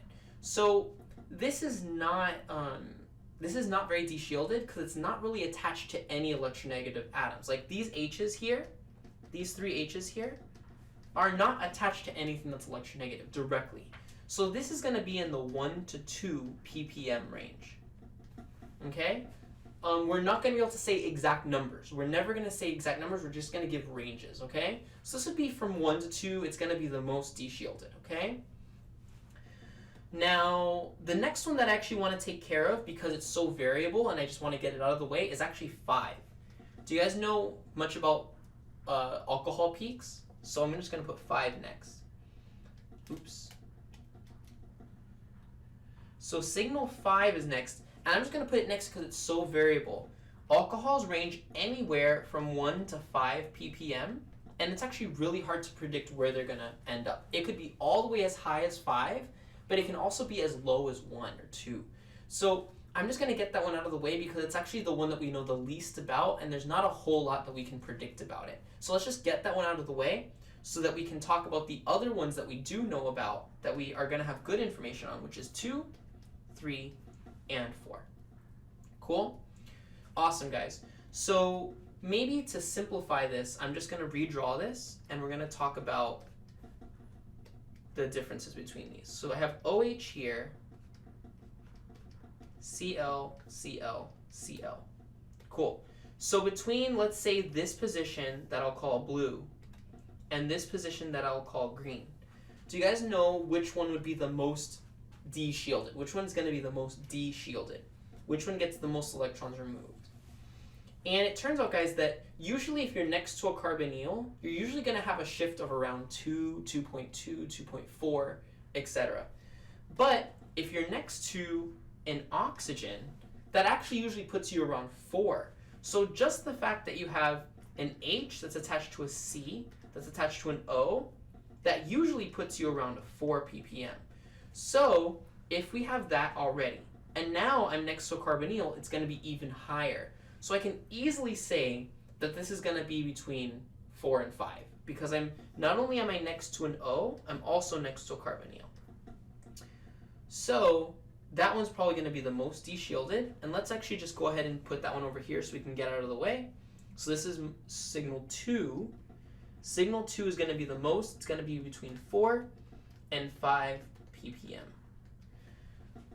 And again, the reason I go through all of these shifts, in my videos, but I specifically talk about how the H that's attached to a carbon that's attached to an O, this is a form of ZCH. That's actually the most de-shielded ZCH. It usually results around 4. Okay, so this one's going to be even higher because it's next to a carbonyl. Cool, guys. So now finally we've got this one, which is going to be somewhere in the middle. It's going to be, let's say, 3 versus 4. Okay, and you have to figure out which one's going to be more de-shielded and which one's going to be more shielded. And guys, this is actually where the diastereotopic part comes in. Okay? The diastereotopic part says that both of these are going to have pretty similar signals. Okay? So already they're next to a carbonyl, which should put it around 2. But they're also next to this carbon that has a bunch of electronegative things on it. So that's probably going to bump it up. That's probably going to bump it up to about 3 to 4, somewhere in the 3 to 4 range, because of the fact that we've got all of these chlorines around here. Now, just so you guys know, having those 3 chlorines isn't as good as having an oxygen. Oxygen actually de-shields more because it's directly attached. Those chlorines aren't directly attached to the carbon. It's 2 carbons away. So it's not really the same, but they're still going to be in this area. They're not going to be as good as the oxygen that is directly attached. So now, between 3 and 4, these are diastereotopic, right? We said that according to the Q test, they get different signals. Well, which one should be the more de-shielded? Should it be the one that is closest to the OH over here? Or should it be the one that's further back behind the OH? Imagine that the red H is right next to let's say we're looking at you. This is the OH and this is the H. The one that's close to the OH would be more de-shielded, and the one that's further away is going to be more shielded. So what that means is that 3 is actually going to be the more de-shielded of the 2, and 4 is going to be the less de-shielded of the 2. They're both going to have a similar range from like about 3 to 4 ppm, but 3 is going to be a little bit more because it is closer to the OH, and this H over here is further away. In 3D, it's further away, so it's not going to be as de-shielded. Okay? So basically, that's actually the spectrum, guys. Just so you guys know, this is a problem that Gerasimova had on her slides, but I'm pretty sure she didn't do it to this extent. She didn't actually include the Q test. She didn't actually talk about like exactly these shifts. So what I'm doing is I'm taking a question from her slides and I'm giving you guys way more details so that hopefully you guys can really understand the fine details, okay? Now, Ahmad, I know that it was a little bit confusing. It's probably because you haven't dedicated some of these shifts to memory yet. You probably haven't really gotten to know these shifts that well yet. But basically, let me just show you what the difference is between these two. Imagine that I I'm going to zoom into this one first, okay? I have an H that's attached to a C that's attached to an O. Okay? That's attached to an OH. And I just said that this is going to result from 4 to 5, right? Now let's look at the other one that's over here. Over here I have an H. I'm making it, let's say, this green H, right? So this green H here, that's attached to a C. That's attached to another C. That's then attached to 3 chlorines. Okay? Which one is better? Is it better to have the C that's attached to O, or is it better to have the C that's attached to a C that's attached to 3 other chlorines? It's actually better to have the O, because the O is more electronegative, and the carbon is less electronegative. So that's why this one's going to result higher, and this one's going to result lower, because it's one more carbon away, so it's not going to be as de-shielded, okay? So I hope that makes a little bit more sense. In the end, I have a whole video that shows a whole diagram of all the different shifts that you should know, and I always teach that oxygen is actually the most it's the most de-shielding atom that you can put next to hydrogen, okay? Cool. So I'm sure I'm going to get a few more questions, but I hope that made a little bit of sense. In the proton NMR spectrum of 1-fluorobutane, the most de-shielded hydrogens are those bound to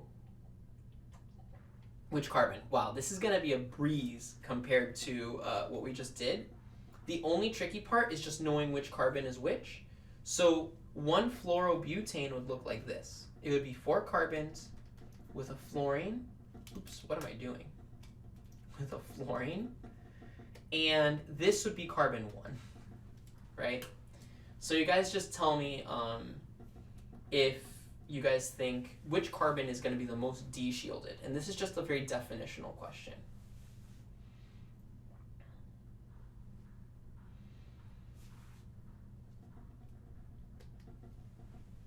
So obviously, guys, de-shielding, the most de-shielded is going to be towards the F.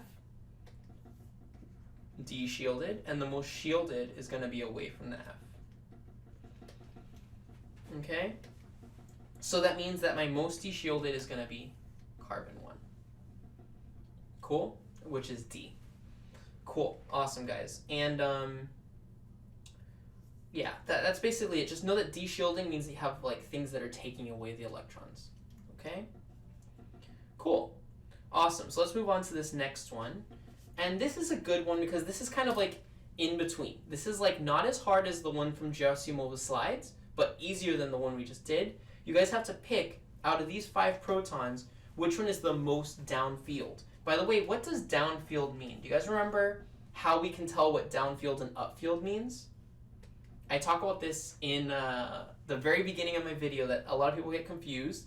So I always just think, and it sounds super inappropriate, but that's how you're going to learn it. I always think of double D's, okay?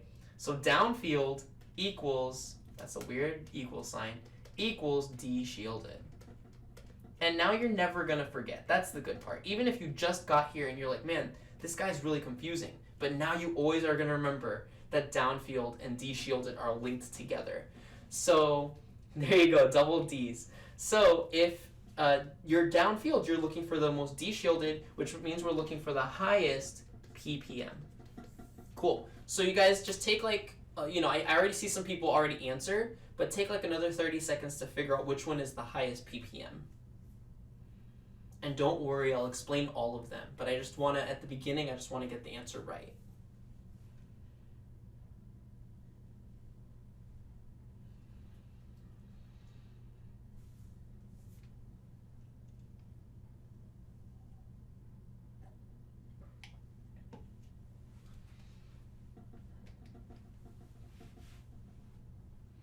Cool, guys. So your answer should have been... So this one's actually the obvious answer, guys. It's going to be 5E. Okay, we're going to go through all the chemical shifts, but just letting you know, it's for sure it's 5E because of the fact that when you're attached to a benzene ring, your chemical shift is going to be between 6 and 8 ppm, and it's usually right at 7. So this is usually right at 7, but it can vary a little bit from 6 to 8. So I know you guys are all going to ask me to rank all the other ones just because you guys are masochists and, you know, it's free help anyway, so why don't you just make me do all the work for you? That's cool. This is a learning experience. We're going to get this. So what are all the different shifts of the other protons here? Well, let's just write them down. I'm just going to not really go in a specific order. I'm just going to write them down. So this H here, so this is 3. Notice that it's next to a benzene ring. So if you're next to a benzene ring, this is a position that is very similar to being next to a carbonyl. And I actually have my students memorize both of these together. If you're next to a benzene ring or next to a carbonyl, that's around where? It's around 2.0. Okay? So just remember, it's around 2, sometimes a little higher, 2.2, but it's around 2, okay? Cool. Another easy one is this H attached to a triple bond. Yeah, by the way, they're in the book, they're in my videos, they're all over, okay? And they should all match pretty much. So then this one's 2.5 to 4, okay, the one that's attached to a triple bond. So there's that. This one is a ZCH. Okay, let me actually make it blue so that you guys can understand what I'm saying. Blue, because blue explains everything. No, but blue, what is this? I keep saying this term ZCH that I borrow from my teaching in my videos. And what it means is this. Z stands for something electronegative. So let's say it's a chlorine. Carbon and H. Do I have that pattern here? Yes. Notice that I have it right here. I have chlorine, which is my Z, my C, and my H. So whenever you have a ZCH, you're going to result somewhere from 1.5 all the way up to 4, depending on how electronegative the Z is. So in this case, chlorine, is that pretty electronegative? Yes. So we're going to be on the high end of that spectrum, probably around 3. I would guess around 3. Now notice that I'm also next to a triple bond, so maybe it even goes a little bit more than that. Maybe it goes to like 3.2 or something like that. Awesome, thanks. I think Elliot, awesome. You're even providing like references. So let's say that this one's gonna be, 2 is gonna be somewhere like around 3.2, something like that, because it's on a Z, but it's also next to a triple bond. And then finally we have 4 over here. That 4 has nothing interesting going on. It's not connected to a benzene ring, it's not close to one, it's the carbon over. There's nothing electronegative. This is gonna result from 1 to 2. So if we had to rank all of these, there might be some that kind of overlap a little bit. Because this one we said is probably going to be around, let's say this one's around 2.5, because it's next to a benzene and it's close to the chlorine. So if we had to rank all of these, it would be 5 for sure is the highest. Then let's say that it would be 1, because it would probably be around, this would probably be around 3.5, because it's on the triple bond. And then we would get 2, because that one has around 3.2. So I'm actually going to even write the numbers down here so that you guys can have it for future reference. And then we would have 3, which would probably be around 2.5. And then finally we have our boring 4. That has nothing going on for him. He's around, let's say like 1.5. Cool? So this question, oh, you can't see that? This question would never ask you to rank all of these because too many of them are overlapping. But for sure you should have been able to pick out the most deshielded, which is 5. And if you ever had to rank them, what they would do is they would make them more far apart so that you don't have to be like an expert tutor to determine it. Like, I've been doing this for 10 years, so that's why you hear me saying like, oh, this is probably 3.2. You're not supposed to be able to do that yourself yet, okay? But at least now you guys have like a good ranking to think about later if you wanted to compare. All right, so some questions. Does iodine also count as a ZCH? Of course it does. Iodine isn't as electronegative, so it's going to count less. It's going to be around the 2 range, 2.5, but it's still a ZCH. The most electronegative is fluorine and oxygen. We talked about oxygen before. Oxygen results around 4 on the high end of the spectrum, and fluorine also results around 4. Cool?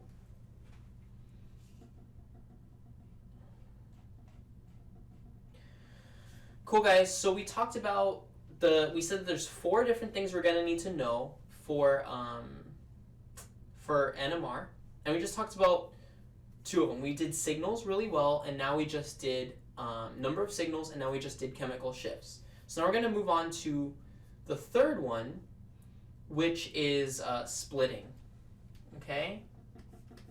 So splitting is another thing that you guys need to know how to do, and we're going to talk about it here. We're going to be using, today we're going to be using the n+1 rule to determine splitting. I'm sure you've heard of n+1 before, and that's what we're going to use here. Okay? So now, by the way, just really quick interruption, Ahmad. So what I do, and this is actually probably a good place to say it. So, guys, I have been tutoring Florida organic chemistry. I started off at FIU, and I started making these professor-specific reviews for students at FIU, where I would basically copy their exams, change a few numbers here and there, and really explain how to get 100 on the exam and how to like have an edge when you go to be prepared to understand the concepts. And those reviews became really, really popular, had like hundreds of students at a time that would come and watch them. I also got, I'm a pharmacist. I got my pharmacy degree from University of Florida. So I was able to use that knowledge to make the reviews even like more geared towards like pre-health and everything. And then what we started doing is doing these reviews for other schools. So now for UCF, what I'm doing is I'm doing chapter reviews where I break down every single chapter. If you go to Dr. Gerasimova and click on her section on our website, you're going to be able to basically select every chapter that you want to learn, and I'm going to explain that chapter to you from scratch. So Ahmad, if you wanted to see this, it would be in your chapter 16 review. You go to chapter 16, and then I explain all this stuff there, okay? And then on top of that, we're doing these exam reviews where I teach you guys exactly what you need to know in order to get a really good grade on the exam, and that's what we're doing here. So anyway, just wanted to let you guys know that this is something we're doing the whole semester long, and I'm really here dedicated to help you guys get better grades. I'm a clinical pharmacist. I work as a pharmacist, but really full-time I do this for you guys because I'm passionate about teaching, and I'm passionate about making a difference and helping students achieve better grades. So anyway, so now we're going to go back. That was just a little spiel that I had to say because I know you guys might have not known who I am. So does Gerasimova make us use J-values? She definitely does mention J-values, so we'll be talking about J-values. In this case, this would be an easy one, so we would just use n+1. But if she mentions J-values, then you need to be able to use them, okay? So this does not have any J-values here, so then we don't have to worry about it. It says, predict the splitting pattern you would observe for the proton C1 of 2,3-dimethyl 2-phenylbutane, okay? And so this is the molecule, and C1, what would be C1? So it says 2,3-dimethyl 2-phenylbutane. So 2,3-dimethyl, this must be the 2,3, right? 2,3-dimethyl 2-phenyl. So where's the longest chain? We need to figure that out first. Okay, so the 2-phenyl, which means that this is C1, this is C2, this is C3, this is C4. Does that name make sense? 2,3-dimethyl 2-phenyl. Yes, it does. Cool. So now it's asking about C1. What would be the splitting pattern here? Okay, so what would be, oh, just a second, guys. I think my camera turned off. So just hold your thoughts really quick, guys. I'm so sorry.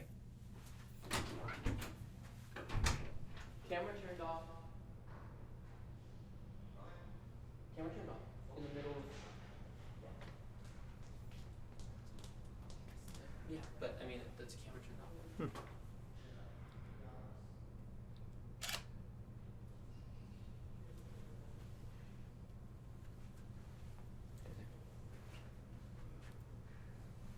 Check archives. Yeah, cool. Awesome. All right, guys, I think I'm still live, right? Yeah, I mean, I think so. Cool. Sorry, so the camera automatically shut off for some reason, but I'm still here, and I guess I'll take this time to thank you guys for everything you're saying. Yeah, like, okay, cool, yeah, we're back. But you guys are awesome. Like, I'm actually going to be visiting UCF on the 14th, right? Yeah, 14th. We're going September 14th, so I expect to see all of you guys there. We're going to be giving out free shirts, taking pictures. stickers and stuff. So it'll be awesome. I really hope to see all you guys there, and maybe we can you can show me a problem that was on her exam and we can talk about it if we have some time, okay? Cool. Awesome, guys. So let's go ahead and keep going. I'm blushing from all the nice things you guys are saying. I will run for president if you guys insist. So what would be the splitting pattern of this carbon right here? Okay, let's get back to it. Let's try to focus. I'm trying to focus here. You guys are puffing up my head too much. So what would be the splitting pattern of this one right here? Well, this carbon has how many H's on it? It has 0 H's. So remember that to use the n+1 rule, what does n equal? What is n equal to? N is equal to the number of non-equivalent, so that means they have to be different, and adjacent H's. Okay? So not only do they have, and I hope that you guys can see that whole thing, but I just put here non-equivalent and adjacent. So not only do they have to be different protons, but they have to be adjacent. So that means that for this to be split, it would need to have some H's in this position. Are there any H's there? No. That means that for this question, n is going to be equal to 0, which means that the n+1 rule is going to be equal to 0 plus 1, which is the most math we're going to do in this chapter, which is good. So it means 1, it's going to be a singlet. Cool? Awesome. So we're done with that question. Yeah, just to clarify, I'll be there the whole day. So we're going to bring a tent, and I'm going to basically we're going to probably get there at 7 in the morning, try to get a good spot. Hopefully it doesn't rain. Hopefully there's no hurricane. And we're just going to set up, give out 500 shirts, and I'll just literally be there the whole day. I'll probably be exhausted, but I do want to take pictures with you guys. So just come by whenever between classes. And if you guys want to help us pass out shirts and stuff like that, please, I'll hook you up. We could use help up there, because last time I went to USF, and it was crazy. We didn't have enough people at the table, and it was, students were having to wait too long to get a shirt. Cool. But you can talk to me after, talk to Christy, and we could use the help. Cool, guys. So anyway, I hope that made sense. It's a singlet. It's not always gonna be a singlet. Why are there no H's, Casey? Well, it has 4 bonds already, right? This is a carbon that has a methyl, a benzene ring, and an isopropyl. So there's no H's there, so it's not equivalent, okay? There are H's, they're just not adjacent. Cool? Awesome. So predict the proton shifts and integrations for tert-butyl methyl ether. This, again, came right off of Gerasimova's slides. I don't know exactly how she explained it, but I wanted to go ahead and just make sure you guys know how to do this. So first we have to draw it, and this is pretty easy. It's just going to be an ether. Remember, ether, the way you remember ether is I'm an ether, ROR. It's ROR. So then the 2 R groups are just going to be methyl, CH3 on one side, and tert-butyl, CH3, CH3, CH3. Cool. So that's my compound. And it says to predict the proton shifts and integrations for this whole molecule. So guys, this is great. It doesn't tell us to draw it.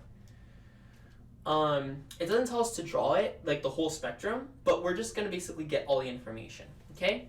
So what's the first thing we look at here? We have to determine number of signals. Now, to determine number of signals, am I going to use the Q-test? You guys tell me, are we using the Q-test, yes or no? Why would we use the Q-test? Because there's either a chiral center or there's a double bond with cis and trans possibilities. Do we see any of those here? Negatory. So this is going to be an easy problem in terms of finding signals. Easy. Smiley face. There's only going to be how many signals? Well, is there any symmetry? Yes, there is. Over here, there's symmetry where we have all these methyls that are coming off of one carbon. So that means that we're going to get a signal here, A. Oxygen doesn't count. This carbon doesn't count because it has only carbons. And then all of these are going to be signal B. So we only have two signals. We have signal A, which we're going to write here, and signal B, which we're going to write here, and we're going to write all the different stats about everything we're going to find. Integration, shifts, we're going to write that here. Cool? I'm also going to erase some of this just so that it looks more clean.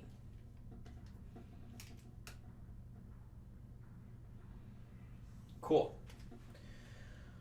Awesome. Okay, so let's start off with chemical shifts. And actually, this is the part that I'm most excited about because we've talked about it a lot today, and I think you guys might remember it. And that's the part that excites me. It means that the teaching is actually working. So let's see if you guys can remember what kind of shift would we expect if we have an H that's attached to a C that's directly attached to an oxygen. Remember, I've told you about this. What does oxygen do to this shift? Does it make it high, like low? What kind of number do we usually expect? So guys, we usually expect if you have an like this is basically a Z, C, H, right? Where the Z is an oxygen. So if the Z is an oxygen, we usually expect it to result right around 4 ppm. Cool? Cool. Awesome, guys. So in case you didn't remember, that's fine, but just keep remembering that. That's a very important shift. It's around 4, okay? Now let's go over to the other end. Would we expect green, which is not directly attached to a carbon, to an oxygen, would we expect it to be higher or lower? Definitely lower. This carbon, if it had hydrogens, it would also be around 4. But since all of these are attached to just a carbon, I would expect them to be between 1 and 2. So I'm just going to say, let's say 1.5 ppm. Hope that makes sense. Cool. So you guys got it. You guys got the range. You're saying 1 to 5, 2 to 5. It's really more like, just so you guys know, the general ZCH trend is usually from about 1.5 to 4. So I know I said that before, but you guys are it's gonna keep embedding. So why not a range, Ahmad? You could go with a range. So like let's say we could say that for A, it's gonna be somewhere between like 3 and 4. And we could say that for B, it's gonna be somewhere between like 1 and 2. Okay, that's fine. I'm just trying to give like specific numbers to maybe make it more tangible for you, okay? Cool, but everything that we have written here, you could use whichever method you want. Cool. So then what else? So we have our shifts. Now we just have to do integrations. Now guys, this is such a mess. Well, actually, it's fine. It's not that bad. So we're just going to keep going. We have two different sides. We have black, and then we have green, which is over here. That's all one shift. Now guys, the way that integration works is that this is the last clue that we haven't learned yet. This is the last clue that we haven't talked about today. We've talked about signals, chemical shifts, splitting, a little bit of splitting, and now we're going to finally talk about integration. So integration means just add up all the hydrogens, and that's your integration. So for A, how many hydrogens does A represent? 3 H's. So you can just say that it's 3. 3H. How many hydrogens does B represent? B represents 9 H's, so you could say that these are 9. So sometimes you're going to see the integration just represented as the number of H's, 3H versus 9H. Sometimes you're going to see it as a ratio. So it is possible that sometimes it will be reduced, like they'll take the lowest common denominator and they'll factor it out. So what that means is that sometimes you'll see that this actually gets converted to 1H and this gets converted to 3H. Okay? Now, you wouldn't be responsible to necessarily do that, but it does happen. And then if that happens, I can show you guys how to take it from 1H and 3H back to the other way so you can know how many H's there are. But basically what I just did is I said 9 divided by 3 equals 3. So then this becomes 3 and this becomes 1. Okay? So now, I didn't mean to confuse you guys. You're saying, why not 1.5? That's what I put. I put 1.5. You could put around 1.5 because I'm saying it's between 1 and 2. Or you could just say that it's 1 to 2. Like, either way is fine. Cool? So guys, we're actually done. There's nothing else for this question. We labeled the chemical shifts, and we also labeled the integrations. Cool.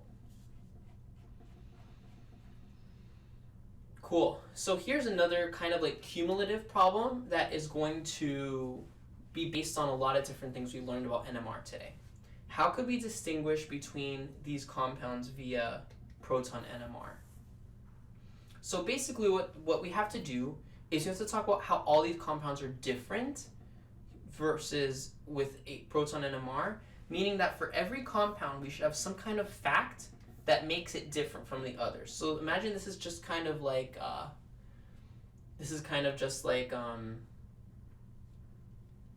free response, kind of just thinking out loud. What are the differences between these, okay? So we could start off with, which one's the easiest to start off with? So how could we distinguish between them? So, for example, these two, D and B, are esters that are methyl esters. So notice that they have an OCH3 at the end. OCH3. Okay? So the way that you could distinguish B and D from A and C is that they both have a CH3 that's directly attached to oxygen. So what that means is that both of these should have a proton signal. They should have a signal that is going to be a singlet that results around 4 ppm. And this should also have a singlet that results around 4 ppm. Now, where am I getting that from? I'm going to put here signal. Oops, that's not how you spell signal. Signal equals a singlet that's 4 ppm. Now, where am I getting that from? Well, guys, do you guys know where I'm getting the 4 from? I'm getting the 4 from the fact that this is, again, Z, C, H, with a hydrogen that's directly attached to a carbon that has an O. So I know that this H should result around 4. Cool? Now, why am I saying that it's a singlet? Well, because, guys, there's this rule with splitting. We talked about the N+1 rule. There's this rule with splitting that says that you can't split through heteroatoms. Now, what is a heteroatom? Heteroatoms are atoms that are not carbon and hydrogen. So N, O, I don't know, what are other, phosphorus, sulfur, etc. Atoms that you'll find in molecules that are not carbon or hydrogen. Okay? So what that means is that, remember that for splitting we use the N+1 rule. The N+1 rule says that N is equal to the number of adjacent hydrogens you have. So this hydrogen here, how many hydrogens does it have that are adjacent to it? Well, it's attached to a carbon that's attached to an oxygen. That oxygen doesn't have any H's. You can't split through that oxygen because it doesn't have any H's on it. So that means that N is going to be equal to 0 once again. You're going to get a singlet because of the fact that there are no H's next to this carbon that would actually split the hydrogen. So we know that for both of these, they're going to get a singlet at around 4 ppm. Cool? Awesome. So then what else? What else could we say? Well, we know that, for example, C should have a singlet that results around 2 ppm plus another singlet that results around probably 3 ppm. Why is that? Well, for sure, remember that we learned that when you're next to a carbonyl, you're going to get a signal of around 2. Okay? But this one right here is actually next to a carbonyl on one side and a benzene ring on the other. Remember that both of these individually result around 2. Okay? So what that means is that they're going to add up. Like, you're going to get more de-shielding because you're in between both a carbonyl and a benzene ring. Okay? So what that means is that this one would result around 3, which is higher, and this one would result around 2, which is weaker. Okay? Now, why are they both going to be singlets? They're both going to be singlets because they're not next to carbons that have hydrogens. And I know that you haven't seen splitting with carbons next to hydrogens yet, like in this review. We're getting lucky that we keep not seeing it. But, for example, this carbon here on the carbonyl, does it have any hydrogens? No, there's no hydrogens. This carbon here on the benzene, does it have any hydrogens? No. So both of these do not have any adjacent hydrogens that they can split with, so they both have to be singlets. So this is a singlet, and this is a singlet. Now you might be saying, Johnny, why can't these split each other? Why can't the green one and the blue one split each other? Because they're not adjacent. They're too far away. They're not right next to each other. So that wouldn't work.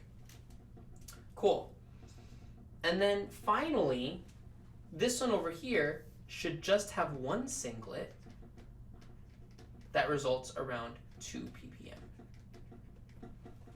Because it's just going to have this one over here that's a singlet around 2, and then this O doesn't even result at all. Okay? So now we actually have just a difference between all of these. A is just going to be one singlet at 2. C is going to be a singlet at 2 plus a singlet at 3. But we still have an issue where B and D look the same right now because we've only listed one feature of both of them, which is that they both have a singlet at 4 ppm. So now I'm going to turn this back on you guys. Do you see any other differences between B and D that would help us to determine which one is B and which one is D? If I were to look at the NMR spectrum, how would the NMR spectrum be different between D than it is from B? So I'm going to give you guys like 30 seconds to just think out loud, type in the chat, what do you think the differences are, and then I'll explain. I keep dropping my pen.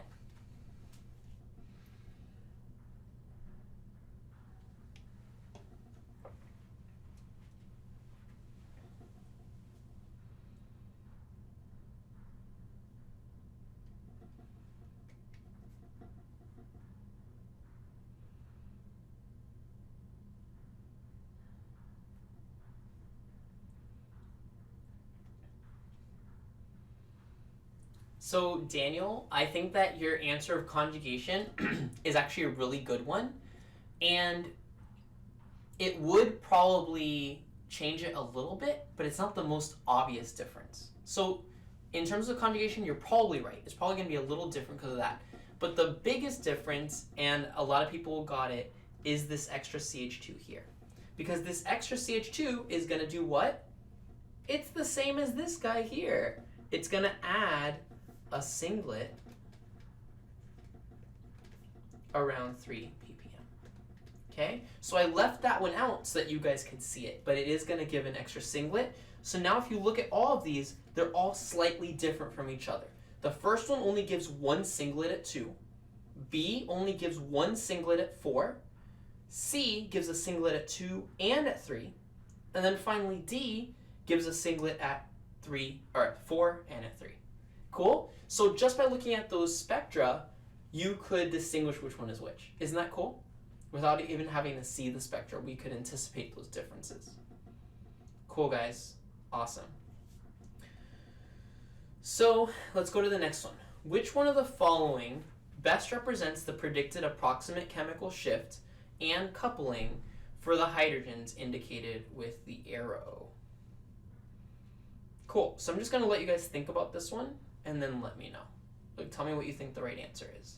By the way, now notice that singlet is not an answer. So you are going to have to use n+1 because there's no singlets here.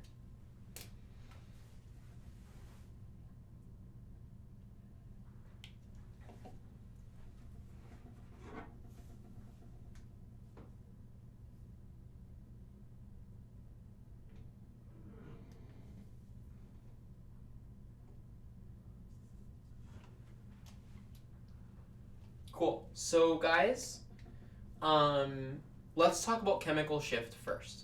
Do you expect this to be more in the 1 range, or more in the 3 range, or more in the 5 range? Which one makes more sense to you? let's just use our intuition here. We haven't dealt with this exact shift before, but we can look at patterns and compare this to other patterns that we've seen. So this hydrogen here, wouldn't it count as a ZCH?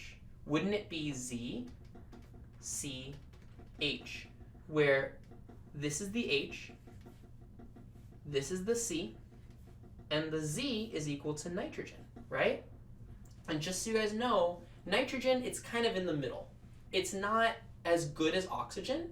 It's not as bad as like something lower. It's around 3. So we would expect it to be not in the 1 position, not all the way in the 5s. We would expect it to be more in the 3 range. Because remember, I told you guys, what's always the range for ZCH? It's between 1.5 and 4, right? So we could have already predicted, even if you didn't know that nitrogen was in the middle, you know that it's not all the way at 5, right? Because ZCH never really gets to 5. And you know it's not all the way at 1 because there's going to be some deshielding from the nitrogen. So we can use some common sense here, build up that intuition of knowing, oh, it has to be around 3 because it's a ZCH. Cool. Awesome. So now we just have to look at the splitting. So how do we determine splitting?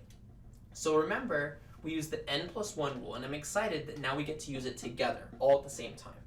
So the n+1 rule says that n is equal to what? It's equal to non-equivalent, adjacent protons. So let's start off with actually the easier one, which is adjacent. Adjacent, guys, is a word that means right next to. So adjacent means that I can only look at this atom and this atom. Are there H's in other places? Of course. There's H's all over this molecule, but I don't care about any H that isn't adjacent. All I care about is the green ones. Okay? All I care about is whatever's here and whatever's here. So let's add them up. How many H's do we have total? Well, we have 2 H's here. How many H's do we have on the nitrogen? 0. Right? So now for sure I know that I have 2 H's that are adjacent. Now let's go to the next question. Are they non-equivalent? So non-equivalent, guys, just means that they can't be the same type of proton. So do they have the same exact perspective on the molecule? If they have the same perspective, then they don't count. So the hydrogens here, do they have the same perspective as the red hydrogens that I drew?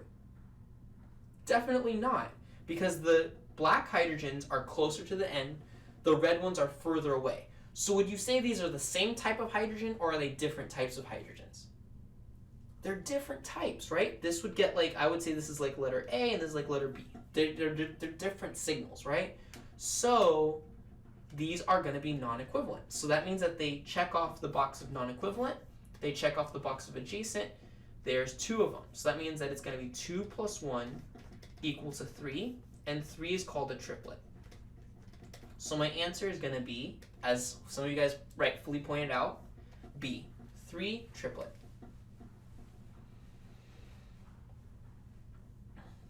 Muy bueno. Cool. So let's keep going. Here's another cumulative one. Which one of the following best represents the predicted approximate chemical shift and coupling for this hydrogen? I think you guys can do this one fast because we've done this one already like several times. Okay, so like not the same exact question, but we've done this type of split and this type of chemical shift several times today. So I'm thinking that you guys are already writing down what the right answer is.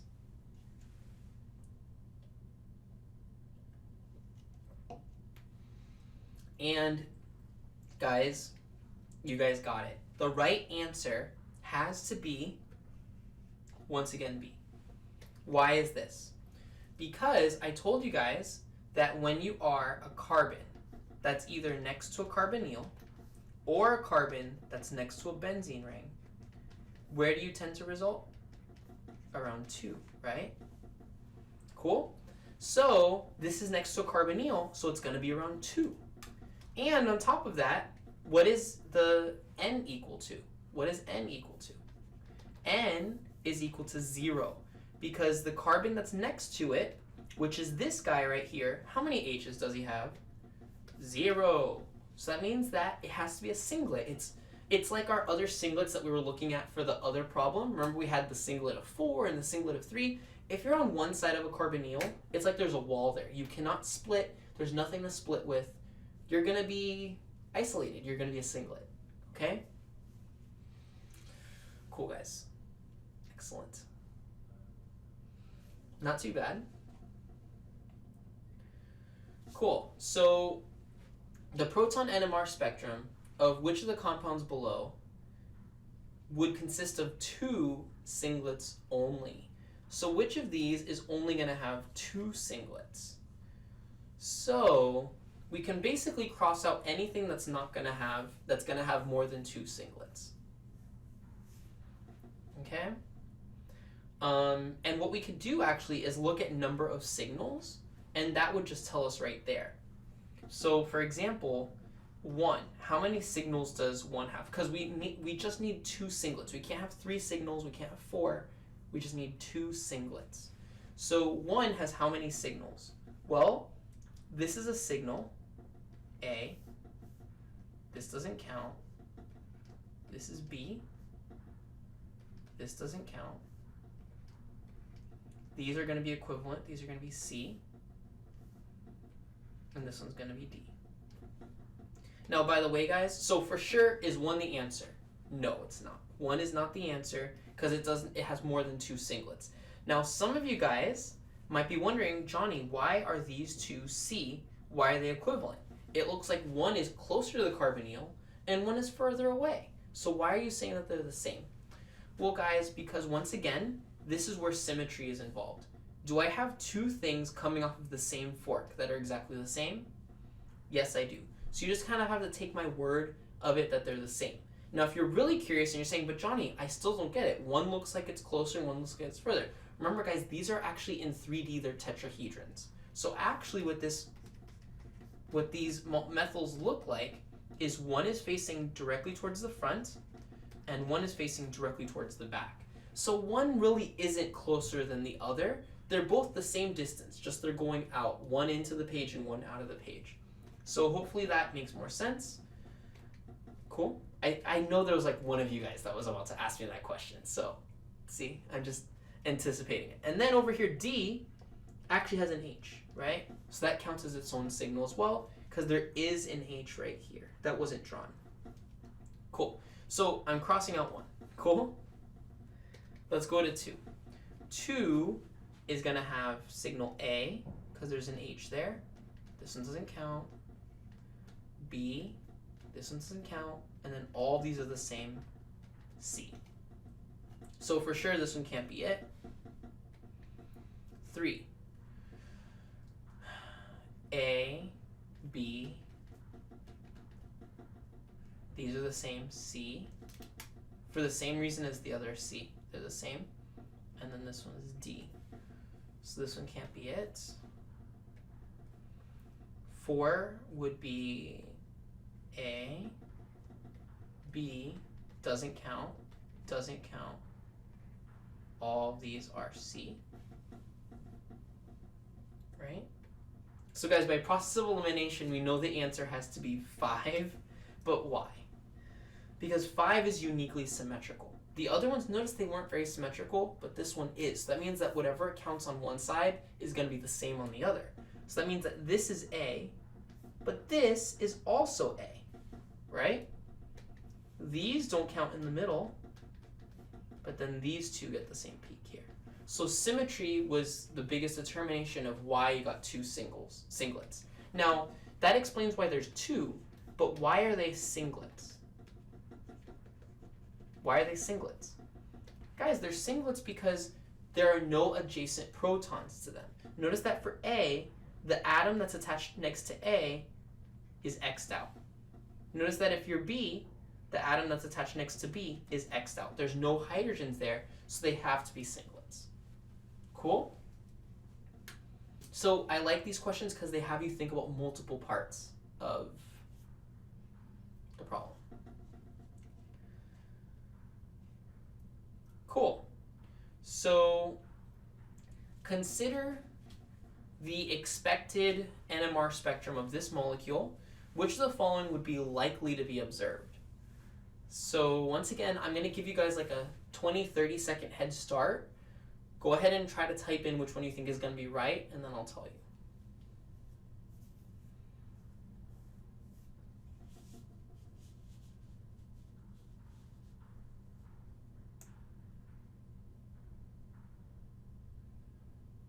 Cool. And after this page, we'll end with a good structure termination question, which is going to actually test your creative skills, because I saved like kind of the best for last. The last question is going to be like we have to figure out a structure from scratch just based on like NMR. So get pumped.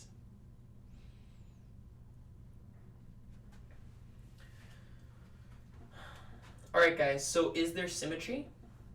Yes. Wow, I really can't draw a straight line. Is there symmetry? Yes. Cool. How many different signals are there? Well, this would be one. This would be A. Guys, these, even though they don't look it, these are all the same. They're the same on right and left due to symmetry. And they're the same up and down because they both have the same branch that came from the same fork. If they came from the same fork in the road and it's two methyls, you just have to believe me that they're the same. Because actually in 3D, one isn't top and one isn't bottom. They're actually side to side in 3 dimensions. Into the page and out of the page. So that's B. And then finally, these are the same down here. They're C. Cool. Awesome. So we know that for sure, is it going to be 7 signals? Signals, no. We can scratch out anything with 7. And now, we're just going to be looking at C, D, and E. Are these all singlets, 1 singlet and 2 doublets, or 2 singlets and 1 doublet? And this is surprisingly tricky, guys. I am actually really excited to bring you this question because it's a good example of how you can get tricked up on the exam. Cool. So are any of these for sure singlets? So for sure, A is a singlet, right? Because I can X out this one, and I can X out this carbon. They don't have hydrogens, right? So for sure, A is a singlet. I hope we can all agree on that, because there's no hydrogens next to it. B, for sure it's a singlet, because the atom that's attached to it is X'd out, okay? So, for sure, anything that says 2 doublets, that can't be right. So that means now it's between C, which is all singlets, or E, 2 singlets like we just identified, and then 1 doublet. Cool. So finally, guys, let's look at this part down here. Are these going to result as a doublet or as a singlet or as a triplet or something? Okay. So here's the deal. Let's just look at these H's here. Okay. Are those H's? Remember that for the n+1 rule, you need 2 things. You need adjacent, and you need non-equivalent. Let's start off with adjacent. Are there any hydrogens that are adjacent to this position? Yes, 2 H's. Cool. So if I'm this H, just kind of minding my own business over here, if I'm this H, how many adjacent H's do I have? I have 2. I have this one, and I have this one. Okay, the one over here doesn't count, because that's like my neighbor. Like he's not my adjacent. He's actually on my same carbon. But these guys count as 2. So I have 2 adjacent protons. But I also have to fulfill the non-equivalent part, which is that they can't be the same type of proton that I am. So these H's that I drew in black, are they all the same or are they different? Guys, they're all the same as each other. Notice that this guy is the same as this guy, is the same as this guy, is the same. They're all the same because of symmetry. So is it possible that they can split each other? No, you can only split each other if you're non-equivalent. But these are all equivalent. So it's actually 0. I have 2 adjacent, but none are adjacent and non-equivalent. So n is actually equal to 0, which means that the right answer is going to be C. And a lot of you guys got that. But you'd be surprised how tricky that is when you're at the exam. You start thinking that n is equal to 2. So I just want you guys to be aware of that. That it has to not only be adjacent, it also has to be non-equivalent. Cool?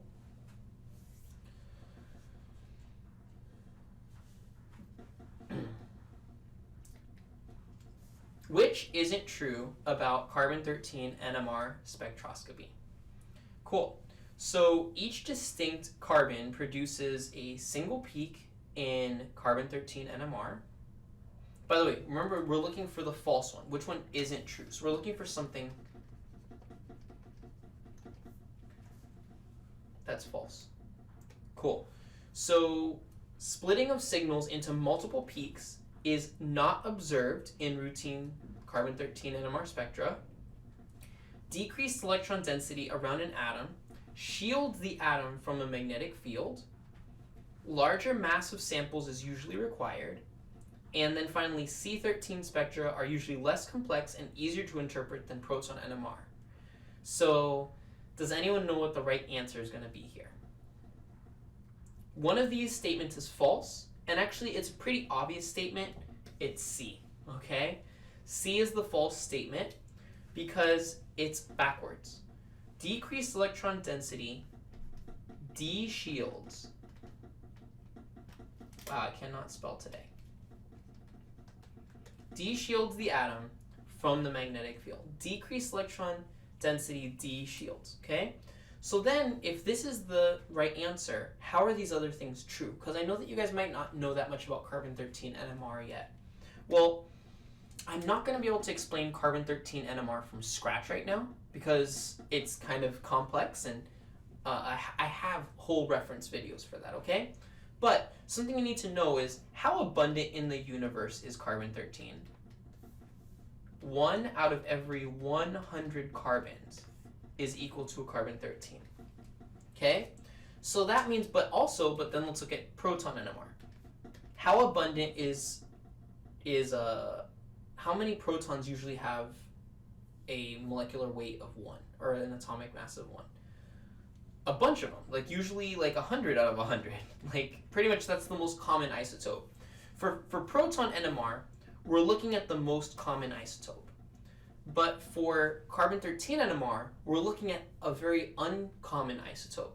So what that means is that we're going to need larger mass of samples to actually get the same kind of signal that we would get from proton NMR. Because only 1 out of every 100 carbons is actually going to work, is actually going to give me any kind of signal. So does that make sense so far? Cool. Now, because only 1 out of every 100 carbons is a carbon-13, what that means is that you're not going to get splitting. Splitting is not observed in routine NMR spectra. And the reason is because the chances of getting one carbon-13 that's attached next to another carbon-13 are very, very low. Why? Because that means you need to have a 1 in 100 chance of getting the first carbon next to another 1 in 100 chance of the next carbon being attached to each other. So that means that the chances of getting these two next to each other are 1 in 10,000. So are you going to get a lot of splitting? Not really. Splitting is very rare because very rarely do you get enough carbon-13 so that one carbon-13 is bonded to another carbon-13. So that means that you're not going to get that you don't get splitting. And if you don't get splitting, that means that each carbon gets a single peak because once again there's no splits. And then finally, since there's no splits, that means it's easier to interpret and less complex because everything just gets a straight line and it doesn't get like a bunch of like splitting that's all on top of each other. So I'm trying to make all of these facts into kind of a story so you can remember about those facts of carbon-13. So you need more of it because it's a rare isotope. Those rare isotopes rarely split with each other. So you get all these single peaks. And then that means it's easier to look at. It's actually easier to look at carbon-13 because there's less information there, okay? Cool. And finally, drum roll, our last problem of the day. Now, this isn't the last problem on clutch, but it's the last problem of today. Now, I just want to let you guys know how this is going to work. Tomorrow, this whole review is going to be up on clutch for you to watch again. If you forgot to take notes on something, whatever, it's going to be up. But this is only part of it. I have other questions that I saved because I can't keep you here for 4 hours today. I have other questions that I'm reserving for tomorrow. So those questions are going to be like structure determination, like taking spectra and actually writing what the correct structure is, more mass spec stuff about like fragments. Basically, like today we didn't get to go over everything. We went over some of the most important stuff, but there's more questions that I have for you guys there, okay? So, and that's the way that it's always going to work with the live reviews. I'll do like, try to do like the most important stuff in person, and then after I'll give you guys more stuff so you can practice and get really like even more ready for the exam. So today I'm going to finish with this, but I'm hoping that you guys will join me for tomorrow to see all those other questions, okay? So let's go ahead and say, an unidentified compound has the molecular formula C3H6 and shows only one proton NMR signal. Propose a structure. Cool, guys. So C3H6 shows only one signal, and we have to somehow figure out what it is. Okay. So, what's the very first step of any structure termination, guys? The very first step is you always do your IHD first. IHD first, okay? And by the way, this is in my video called Structure Termination. I talk about like the rules of engagement, where you always do one thing, then you do the next thing, then you do the next thing. Because it's very easy to get lost with all the different possibilities. So you always do a certain system, and if you use my system, you're gonna have all the information you need to figure out the right answer, okay? So IHD first, so what's the formula for IHD? Remember, Jules has a different formula than me, but I'm gonna use mine, which is 2n plus 2 minus h over 2, which means this is going to be equal to 2 times 3 plus 2, all added up, minus 6 over 2. And what that equals is 8 minus 6, which is 2 over 2, which equals to 1. So that means that my IHD in this problem is equal to 1. Now, what does that mean? What does it mean if I have an IHD equal to 1? Remember that for my other problem, I talked about IHD equal to 10, and we didn't really know what that meant, because there's a lot of different things. But IHD equal to 1, since the number is very low, we know exactly what that means. We know that it's either a ring or a double bond. Okay? Because the way that you get IHD equal to 1 is like this. And let me just go over this with you guys really quick. Rings / double bonds count as 1. And then triple bonds count as 2. Okay? IHD. But 2 could also be a combination. Like it could be, like if I had 2 rings next to each other, that would also be equal to 2, because I'm just adding up like the individual elements to get to 2. So to get to 2 IHD, I could either have a ring plus a double bond, or 2 rings or 2 double bonds, or a triple bond, okay? But in this case, it's just either a ring or a double bond. Now, one thing that is kind of telling here is that I have only one NMR signal. So it's probably not a double bond, because if it was a double bond, then I would get a double bond in one part, and then I would have another carbon somewhere else. And what would happen is that these would end up getting different signals. Because what would happen is that like one of them is more de-shielded, one of them is more shielded, so I'm going to get multiple signals. So do you think it's a ring or it's a double bond? It's probably not going to be a double bond, because double bonds lead to multiple signals. So somehow I need to figure out a way to include a ring with 3 carbons that only gives 1 signal. So do you guys know what the answer is? There's really, at this point, there's really not much more to do. The answer is going to be a 3-carbon ring. A 3-carbon ring. And by the way, this came off of one of Gerasimova's slides as well, just so you guys know. Like maybe you saw this before, but now you have a system for it, that it's just going to be cyclopropane. And what we would expect for cyclopropane is we would expect, if we were to draw out the NMR, we would expect that you have, let's say, TMS down here at 0. And let's say that this is the 1 mark. Let's say this is 1. I would expect that right around 1, we would just get a singlet that is equal to 6H. Why is it a singlet? Is there going to be any splitting here? No, there's no splitting, guys, because they're all equivalent. They all just have one signal. They're all A. So even though we're attached to there's other hydrogens around, it's all going to be a singlet. There's no splitting, and it has a integration of 6H. Cool? Awesome, guys. So anyway, we're done with today's session. I want to thank you guys for spending time on Labor Day. You could be like at the beach, but there's not really that many beaches close to Orlando, but you could have been doing something else. But you chose to spend time with me, and I really appreciate it. I do hope to see you guys on September 14th. If you guys have any more questions about studying for your exam, please let me know. I'm going to hang out for a little bit. And I'm also going to answer the questions, so make sure that no one has any more questions anymore. And make sure to join us tomorrow. We'll send you a text when the new more questions are out so that you guys can do more practice and get more prepared for the exam. Okay? Awesome, guys. Thank you. Why do double bonds usually give more than one signal? Is that a rule? No. It just has to do with the fact that to put a double bond on a 3-carbon chain, that means that this is carbon 1, 2, and 3, right? Well, 2 of these carbons are going to have a shift of around 4.5 to 6.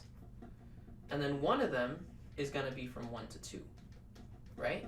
So there's no way to put a double bond with 3 carbons that is only going to give one signal. That's all I'm saying. So you have to use a ring in this case because there's really no creative way that you could put a double bond and only get one signal in this specific situation. So it's not always a rule, it's just a rule for this molecule, okay? I hope that helps, Ruby. There you guys, rock the exam. You guys got this. Cool, I'm gonna hand it over to the tech team now. I don't know how to end this live stream, so I'm actually just gonna wait around until they stop the feed. We can just hang out until then. Are these ppm values in the book? Yeah, I mean, the thing is the book actually goes into too much depth sometimes. Like, it gives you very exact numbers. And you don't need to know the very exact numbers. You just need to know, the general ranges. So what I try to do is give you, ranges and values that are the most important. Your book is going to have a very, intense chart that you need to memorize the whole thing because it would be impossible to memorize that whole thing. I try to just give, the most important ones. Cool. Awesome. So we're done, guys. I'll see you guys next time, and rock the exam.